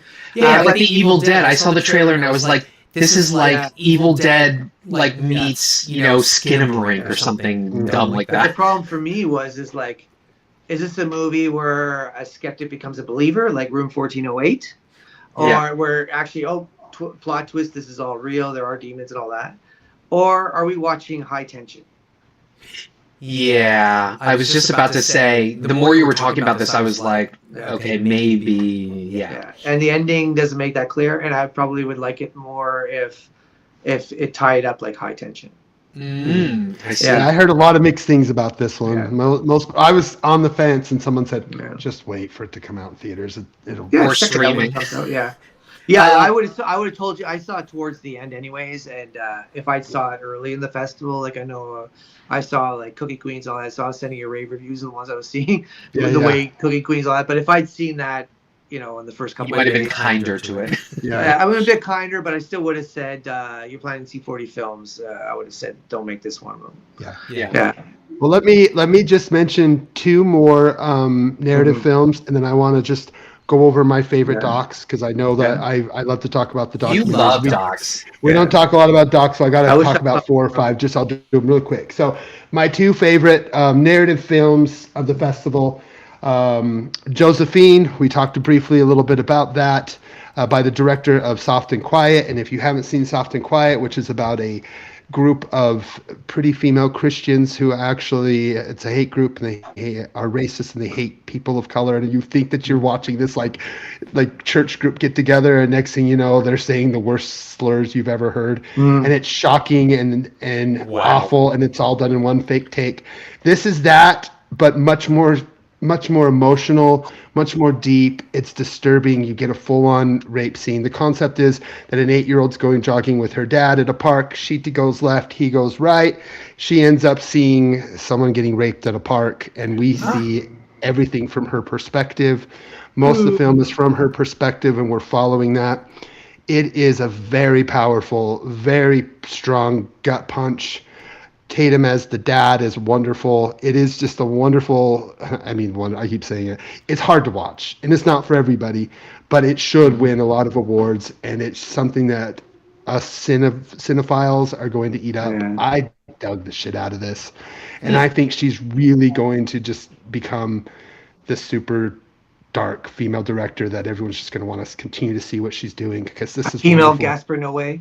Yeah, she's dark. I was just about to say, and she is a native. Tiarahu. Yeah, she's Native American, I believe, and this is based off of her story. This says Chinese American Brazilian. Maybe that's it. She's gorgeous, actually. She's gorgeous, and this is based off of her story. She as a child saw. We should know Gemma Chan is in this. She's also very gorgeous. She's her mother and Channing Tatum's wife. Yeah. So that should be interesting. It is very powerful stuff, man. And yeah, it's definitely going to be one that we'll probably be talking about awards season in we might review it on Watch Skip Plus. Yeah. Also, it's watch. It's sitting at an 8.1 on IMDb. Wow. It's pretty great. I think it's the one that got the most talk at the end. It did win both the audience award and the grand jury prize for a reason. It was really that good. The other one that I loved, we got to talk about 2 more. Sorry. So next is The Invite. Invite. I loved The Invite so much. Olivia Wilde directed. It's a 4-piece, chamber, 4 people in a room, and the concept is the sexy Penelope Cruz and Ed Norton go into to have a dinner party with Seth Rogen and Olivia Wilde at their house, and their marriage is falling apart. Yeah, he's married to Olivia Wilde, and their marriage is falling apart. And he's a music professor who used to be a really cool rock star in a hipster band in the 2000s. Oh, interesting. Okay. And so then, it's pretty much just them in this room. You meet them briefly in their lives for 2 minutes, and then you get 90-something minutes of them in a room. And it's great. It's funny. Of course, it all ends up being about a proposition or an invite to swing. That's what it's about. But it's much deeper than that. It's funny. It's so well written. And to see these 4 wonderful actors play off each other, God, wonderful stuff. So Olivia Wilde. So first of all, you're talking about this. It makes me think of Carnage, which you had mentioned on one of our reviews because it's a 4-hander. She directed it. Will McCormick, Rashida Jones wrote this. Producer Megan Ellison. Yeah, that Ellison, folks. And costume design, Ariane Phillips. She was a stylist for Madonna and all these rock acts. But yeah, this sounds pretty cool. But of course, you talking about Invitation to Swing, Seth Rogen's involved. How did I not know this? That's where that's going to go, basically. The sequel to Max and Mary Make a Movie. He says Max and Mary Make a Porno. Mary Make a Porno. Yeah, exactly. So it's funny. Next, I'm going to Olivia Wilde and Greg Araki. I Want Your Sex. Just briefly, wonderful, funny. This was the comedy festival. So many comedies this year. Brings me back to the mid-2000s when there was a lot of comedies at the festival. It wasn't all just weepies. There was a good mixture. And this year was so much laughs. And I Want Your Sex is it's light for Iraqi. There's no like penises. It's not there's no murder. Well, there's kind of a murder, but not really. So There's no fisting. There is. It's just not really seen. I mean, a lot of it is basically just Cooper Hoffman and Olivia Wilde playing S&M stuff, games, and there's sold. Yeah, and he gets a lot of things shoved up his butt, and you see his big, round, hairy cheeks a lot. Yeah, he's got. She gets naked too. They both kind of get. I mean, you don't see his wiener, but you get some butt, and you get some boobs, and it's funny. It's silly. I had a blast with it. It's not going to be for everybody, and if you're like a Greg Araki purist, you're going to be like, "Where's the penis? Where's the penetration? This is too light. It's not dark enough, and it's not gay enough." So serious. But I still had a blast with it. It is Greg Araki light. He is getting older. Let him just have fun. This is very just silly and comedic, and I had a blast with it.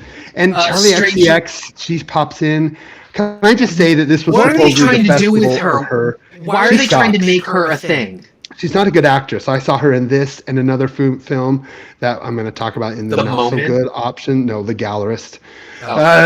She was in that too, but I saw her in 2 films and she was awful in them both. She's not a good actress. I thought she was not very good. I didn't see The Moment, but The Moment came and went. Never even it came and went all together. It's Sundance and in theaters. They thought this was this big hype to launch this film that didn't even happen. And I think, and speaking of a film that's been trashed, that's kind of how I feel about her. But let's go on to the documentaries really quick. So I was just gonna note for Greg Araki, yes, he has made films that do not involve like homosexuality or penises or something like that. There's a swinger movie he made. Yeah, exactly. But I wanted to note that, interestingly enough, Arianne Phillips did costume design for this as well, who I just previously mentioned in the film you just talked about. And then, let's get to docs, and then, Pat, if you want to mention some other ones, and then we can conclude. But yeah, that's it. So I'm just going to bust through these really quickly. Soul Patrol is a documentary about the all-black reconnaissance team during the Vietnam War. Very, very good stuff. Man, this documentary is so well done, so well directed, so well put together. It's wonderfully put together with a great story. The guys were there, of course, when we were there, so it was wonderful to see them. I can't say enough about this one. See it when you get a chance to see it. I loved it. The music, the story, and it's both like them coming back together as they're older, as well as like recreations of them when they were younger. I mean, the recreations are so awesome. This was just a passion project for all involved, so I loved it. Definitely. Davis Guggenheim, noted documentarian and filmmaker. He's an EP on this one. Yeah, very wonderful stuff. Let's go to my favorite documentary. Was in the next category, and it's called They Dream. It's about a Puerto Rican family. It's basically chronicles 20 years of this Puerto Rican family, and the actual writer-director had done these collection of shorts about his grandfather that I'd seen on HBO Max before, and he mixes animation styles, different ways of animation, both miniatures as well as hand-drawn and like CGI stuff, as well as like motion capture. Wow. And so it's basically him and his mom recreating moments throughout their life, both hand-drawn and together. Like she acts as her dead mother to deal with some of those things, to recreate some of these scenes and these recordings that he has with their family. So you're both seeing these animated versions of their stories of their past, as well as the meta making of it. It's warm, it's sweet. It's a Puerto Rican family from North Carolina, so that hit me really hard, the whole North Carolina sequence, living in a single wide trailer their whole life and the struggles that they'd gone through. And there was this wonderful scene of him, one of the last recordings he had was him and his father talking about him being gay, because the writer, director, filmmaker is gay, and it's just the way they did that, and him being his father, because he was doing it as motion capture and like hunched over, calling himself like slurs, gay slurs, and how hard it was for him. And it was so emotional, so powerful. They Dream, I loved it, and it did get picked up by, I think, HBO Spanish version, so hopefully it'll come to regular HBO Max. Nice. Daydream, yes, that was by far my weepy. I bawled and bawled and bawled. Wu-Tang Clan documentary called The Disciple. I'm a huge Wu-Tang fan, so I had to see this, and it's about the infamous creation of the Once Upon a Time in Shaolin album that ended up becoming a art piece that they put on the art circuit to be bid on, and this douche bro bought it, and so for like almost $2 million. And they actually took the low bid because they thought they were giving it to like just a normal guy instead of other celebrities. So they're like, let's not take the highest. These are all celebrities. Let's give it to just a normal guy. Well, they ended up selling it to the fucking devil, who ended up right after they sold it to him, came out as being the guy who like literally he bought the album, and the week after he jacked up pills for HIV, like that guy 750%. And so they had this concept to release this album as an art piece, as like kind of a conversation starter. Yeah, and it ended up getting sold to the wrong fucking guy, who ended up ruining the legacy of this album.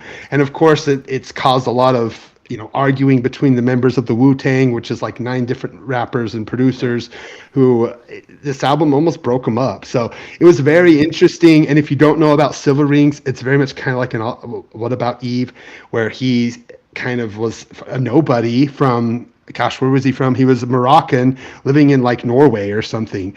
So he's like this really poor person who just loved Wu-Tang, and then ended up going to New York when he was like 16 and just stalked until he met RZA.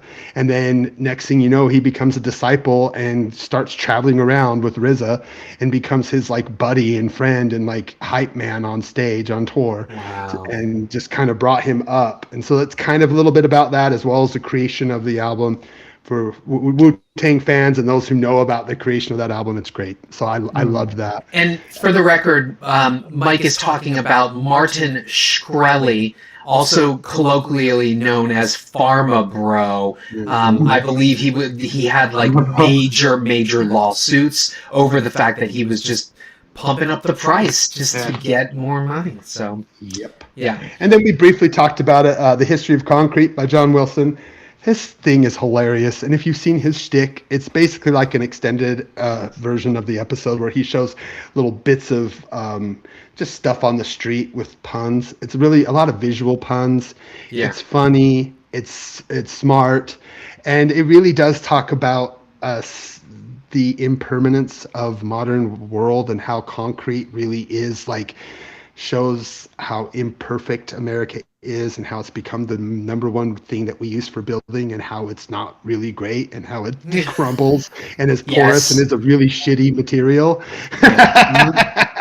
So that's really what it's about.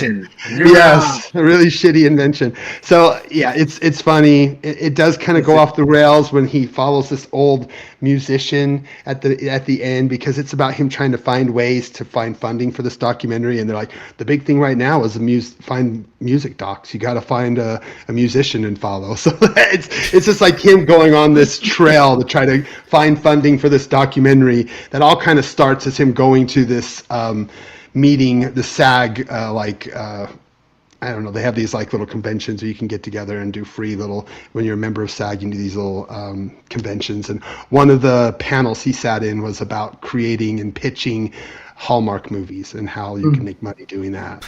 And so he kind of took that as his concept of how to make money and create this documentary. So yeah, it's funny, it's hilarious, and I'm sure you'll all watch it on HBO eventually. Yeah. Sounds great. Pat, a couple films you want to mention before we adjourn? Keeping with the documentary feel. I mean, one of the great things about Sundance, and I wish I saw more this year, especially listening to Mike, is the privilege of seeing a documentary at Sundance is often the subjects are there. So it's like it's an extra bonus, and a big bonus at that you can ask the questions afterwards and get more of the story after time, especially if the subjects are there. It's great, and I think of even movies like about after Stiller, is it? I'm already starting to forget. Tiller. After Tiller, thank you. After Tiller, the Blackfish one there with about the orcas. Oh God, that was so good. Yeah, Wow. to have like the people who worked at those marinas there to talk about it was pretty amazing.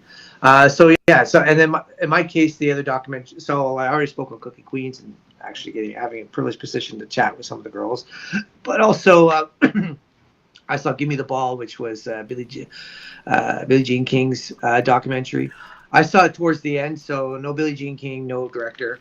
But but as far as docs go, I'm glad I saw it. I was looking to kill an hour and a half, and I was thoroughly entertained. It's a great story. If anybody's listening isn't familiar with Billie Jean King or doesn't know the whole story around, not get a history book. Just kidding. Yeah. If you don't know, why not? What's the matter with you? But it was also the subject of that movie, 40, Battle of the Sexes. Yeah, exactly. Yeah, that's the heart of the doc, but also it gets into, of course, her advocacy for professional women's tennis and creating their own tour and getting them more money, and then life after the Battle of the Sexes and after I didn't realize how successful she was as a coach for years after that too as well, and of course her own personal life and her marriage and then later coming out and all that stuff, and it covers everything, nose to tail, everything you ever want to know about Billie Jean King. Here's your chance. Check it out. Wonderful lady. A really well done doc. It's one of these times where you could say it's not really an insult. It's just to say this is what you get. It's formula. It's just a really well made biography. You're going to get everything you want with it.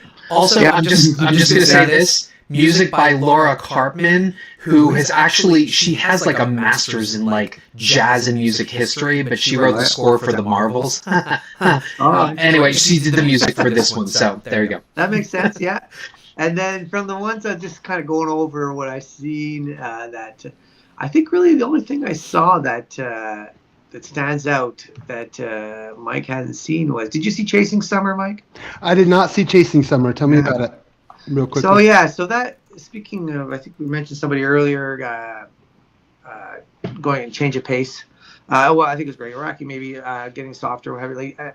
Those who know Josephine Decker know that she's been a bit more of a provocateur, part of the mumblecore, really interesting indie films and story, genre bending, and fascinating director.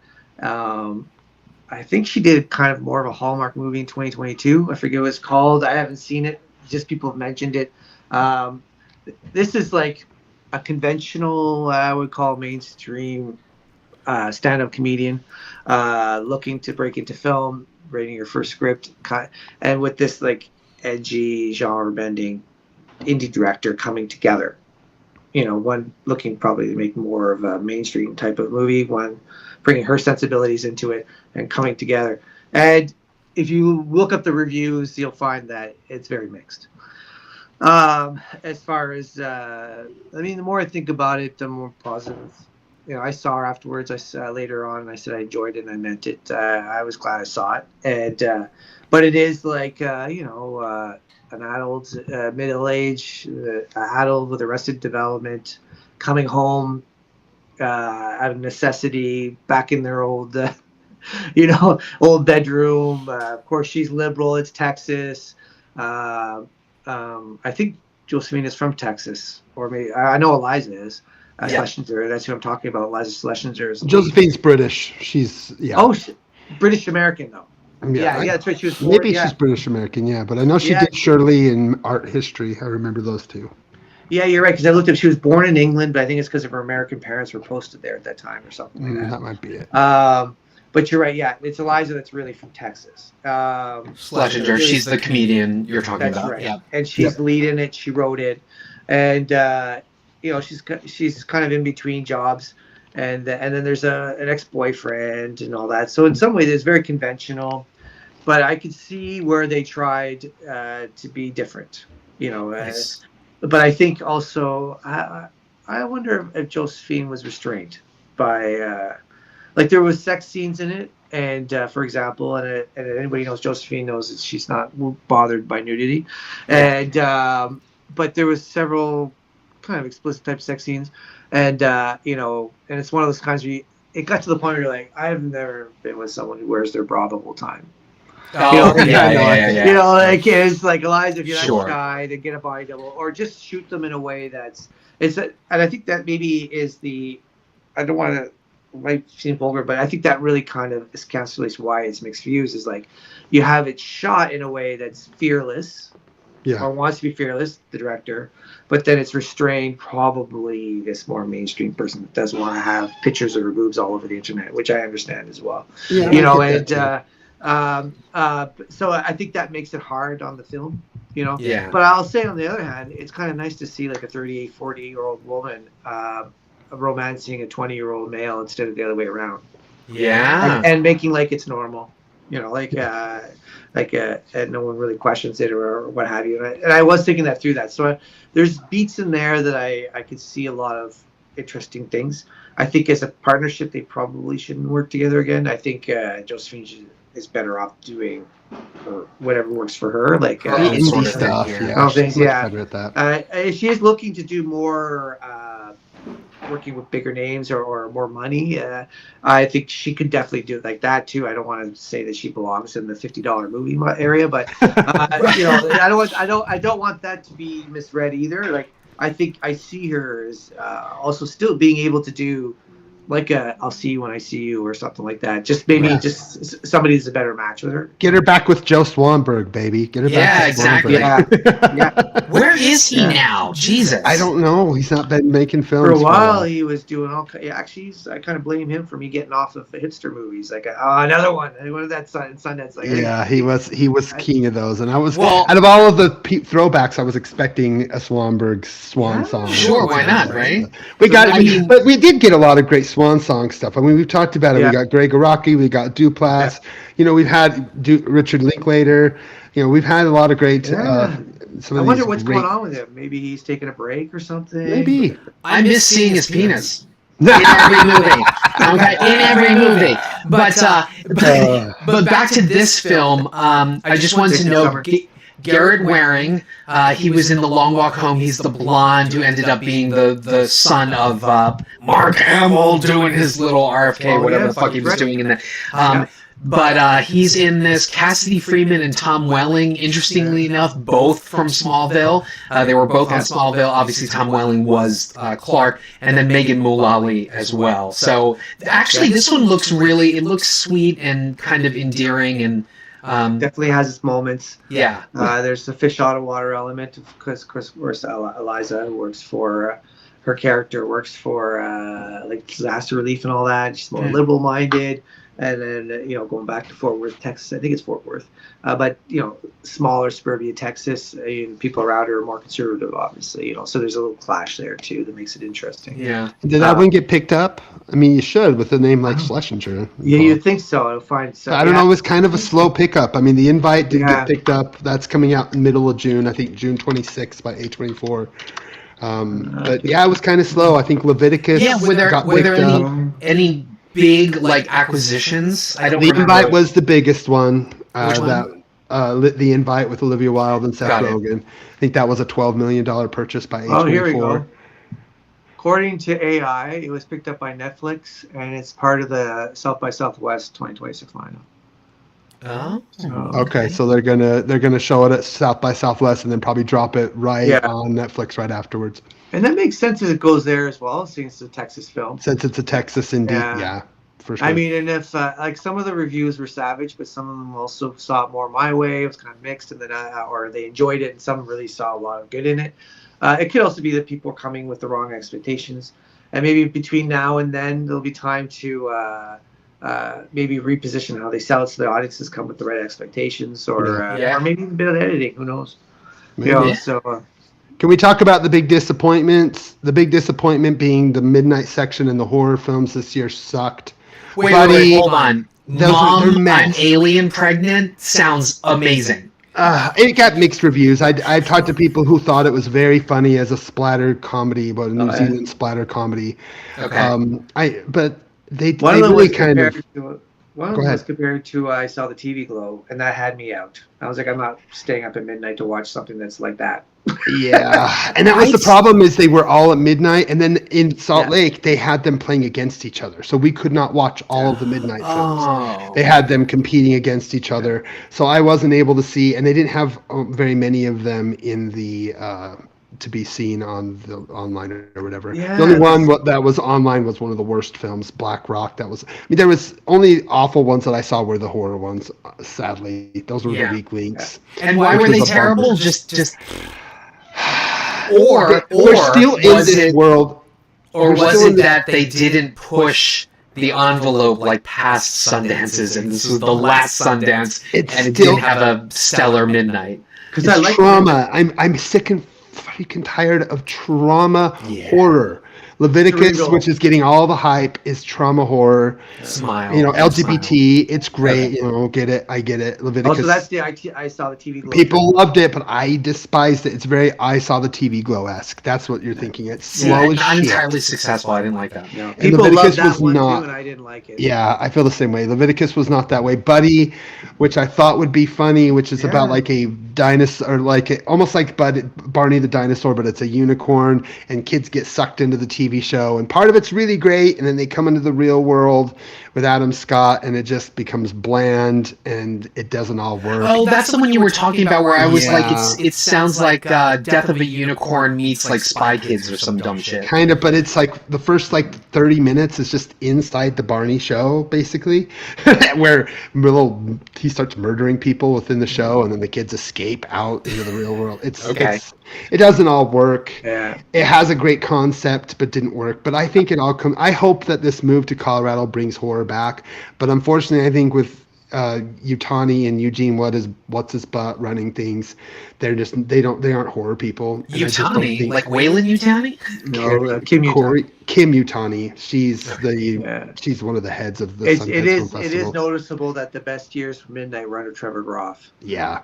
Inside Baseball, basically, I think since 2020, we've discussed that. 2020, somebody else took over, and they have all shit the bed one after another. And Yutani's kind of been on since 2022. Is that right? Yeah, you talked about that in the last episode. Just before COVID. Yeah. I think you spoke about that in the last episode. Yeah, she's awful, and she doesn't care about horror, and the horror films just weren't good. I mean, he mentioned one that wasn't very good either. I mean, they just weren't good this year. Who was the Sundance programmer that left last year? I can't remember. In the summertime, taught long hair, and I think he was the last real advocate. Like, if there was a midnight film, he was the one that usually introduced the tall, slim guy with long hair, and he got poached away by a company, and that made me worry because last year it wasn't bad. I enjoyed the midnight. Yeah, I did too. But he pushed. He was the one that pushed for Rabbit. Rabbit Trap. Yeah, that was great. Dead Lover. My favorite of the film festival last year, The Ugly Stepsister. Ugly Stepsister was big. So we didn't get anything like that. I wondered who would be there for midnight with him gone, and I think we got our answer. Wait, has Rabbit Trap come out? I wanted to see that. It has. It did. It came theatrically, really, at a blink of an eye, but I believe it's coming to streaming soon. Yeah. I'm a big fan of it. Other people don't dig it as much, but I like it because, again, it's a Welsh. It's like those Celtic. Yeah, Brian liked it too because of the Irish Celtic stuff. He got it. He got it. This is fairies is how they really are. Yeah, nice. And the sound design is amazing. Yeah, so that was really. I mean, that's the bad part about this year's Sundance was we didn't have horror, but and there was no real big Oscar nominations. It was more a throwback festival to the mid 2000s and to the 90s, and to bringing back like indie genre films, and bringing back some of the names that we'd seen before. And for that reason, it was successful. I think Josephine will probably get some nominations. I can see something like Wicker pulling and winning some BAFTAs or some indie spirits, things like that. But for the most part, I don't see it being as strong as last year. This year's festival was. I was more hyped this year than I was for last year's, but I think overall, I slightly enjoyed last year's program more. There was no Josephine last year. That just punched me in the gut, and I loved that. Yeah. But it was more strong. The documentaries, for example, all of the Oscar nominations were from last year's Sundance documentaries. And that'll probably happen again next year. I bet you, but this year's were a little bit more Mixed bag again. I'm glad this was the great last finale. We got to see films from some of the great filmmakers of the past and actors of the past, and they really did do that. But maybe they'll get more prestige in the years going. Maybe we'll get some more prestige films, because there was really a lack of prestige Oscar talk compared to even last year.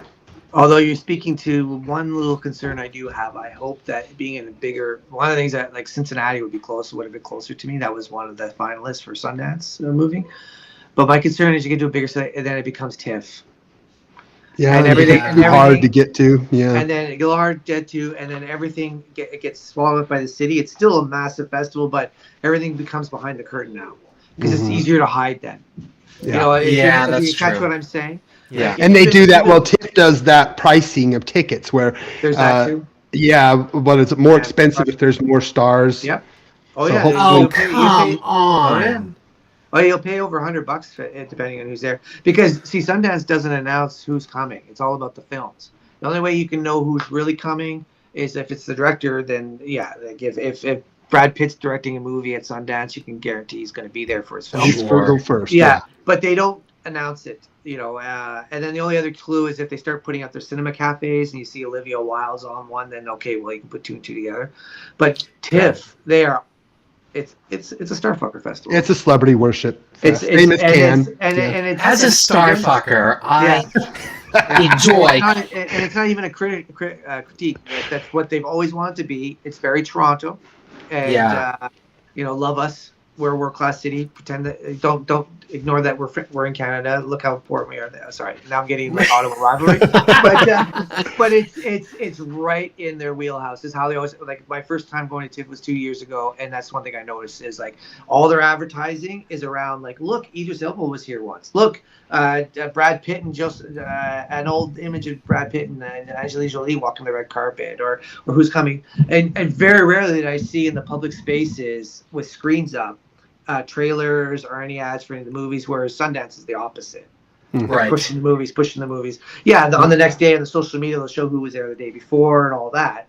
And of course, I mean, they're not completely like purists, but I think if you go to TIFF and you go to Sundance, you'll see what I mean. Like Sundance is ultimately it's about the movies, stories. Yes, it's the movies, it's the stories, it's the film.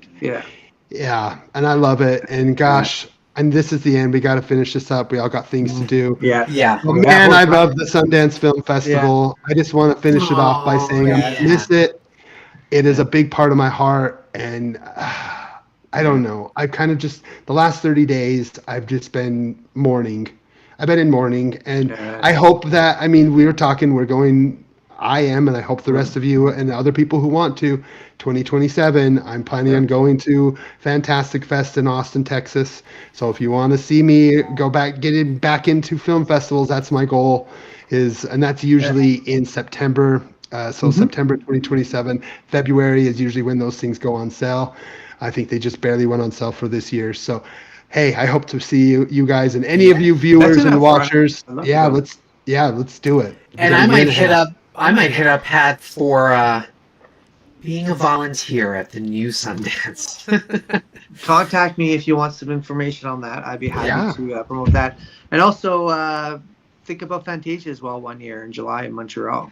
Oh, yeah. Because a lot of the stuff is taken from Fantastic Fest premiered at Fantasia usually. Yeah, Fantasia would be the one that's like we're talking about the premiere. Yeah.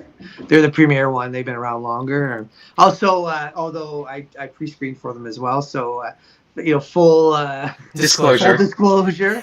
He's part of that one too. Yeah. But, he's the festival guy. We're lucky to have you on here, Pat. Thank you so much. Great festival.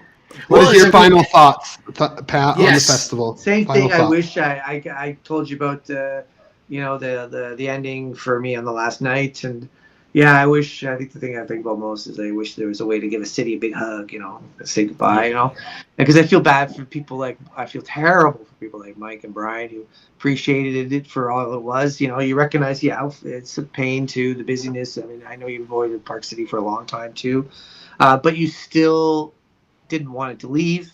you made it. You still embraced it in a way that you still love the festival. Like you don't have to love everything about the festival. Yeah. And so I feel bad for the people who are. I mean, I would be devastated, and I don't even live there, and I can continue on going, and it's gonna be. I don't know how I'm gonna feel next year. Yeah, I don't either. Yeah, I don't either. I mean, it's such a big part of my heart. I wouldn't be here if it wasn't for Sundance. I wouldn't be the film lover I am if it wasn't for Sundance. Exactly. People I know because of it, unbelievable. Yeah. Like when Redford died, I was the first celebrity that I've never met, been in the same room with him, but never actually met him. That I actually felt like a personal loss. Like if anybody tried to like shame me into saying, "Oh, you don't know that person," you don't like his race. No, you don't understand. Without his initiatives, I never meet Mike in person. We're not here doing this. All of my other friends, I've never met them. It's never that connection. Yeah, probably never been to all those national parks and Utah and state parks. There's just so many things that have happened in my life that never would have happened without Redford's initiative. Yeah. I love it. Yeah. I love it. Yeah. And with that adjourns our Sundance 2026 episode. This is great, you guys. Actually, you know what? I am thinking the Sunday before Oscars, we should probably do. Yeah, let's do and it. You're invited, Pat, if you'd like. Pat, if you we should probably do a live and just go through who we think will win and who we want to win the big categories. So, I would love to. Yeah. If it's I accept. I would love to go. Yes, for sure. We would love to do to. that. Now that I know how to figure out how to stream, so at any rate. Yeah, now that we know how to do this, hey, people out there, we're going to be doing these hopefully once a month or every other month. These lives just to give you an extra opportunity to get to know us on a longer form. We are still going to be releasing our podcast as we are with the spoiler free and the spoilered. You only need about 30 minutes of your day to entertain each of those. Where we'll do or these less if it's Psycho Killer. Yeah, with Psycho Killer, you're getting. We recorded our Psycho Killer episode. It was like 45 minutes for 2 episodes. Yeah, it was because it was a shit movie. Oh, that's shit. Shit, but anyways, that's it. But thank you so much, everybody who's watching this now. I know Jared, you were on live. Thank you for being Jared. on live. And John. John, those of you who joined in. John, if you're still here, Wicker is definitely something you're going to love. So make sure he'll love it. It's not and no Glenn Powell. Just kidding. He loves those. I know he loves period pieces that are really, and he loves that cast, so he would love it for sure. Oh yeah. Can I finish on one thing from maybe Redford from a couple of years ago? Do it. Yes. She said, "Well, my dad could have built an empire. He built a nest." Oh, I love that. Awesome. And especially when you think about the workshopping of the labs and everything. It's like, here's your movie, pushing them out the nest, Yeah. Oh, it's so good. It's awesome. All right, folks. Thank you so much. Everybody.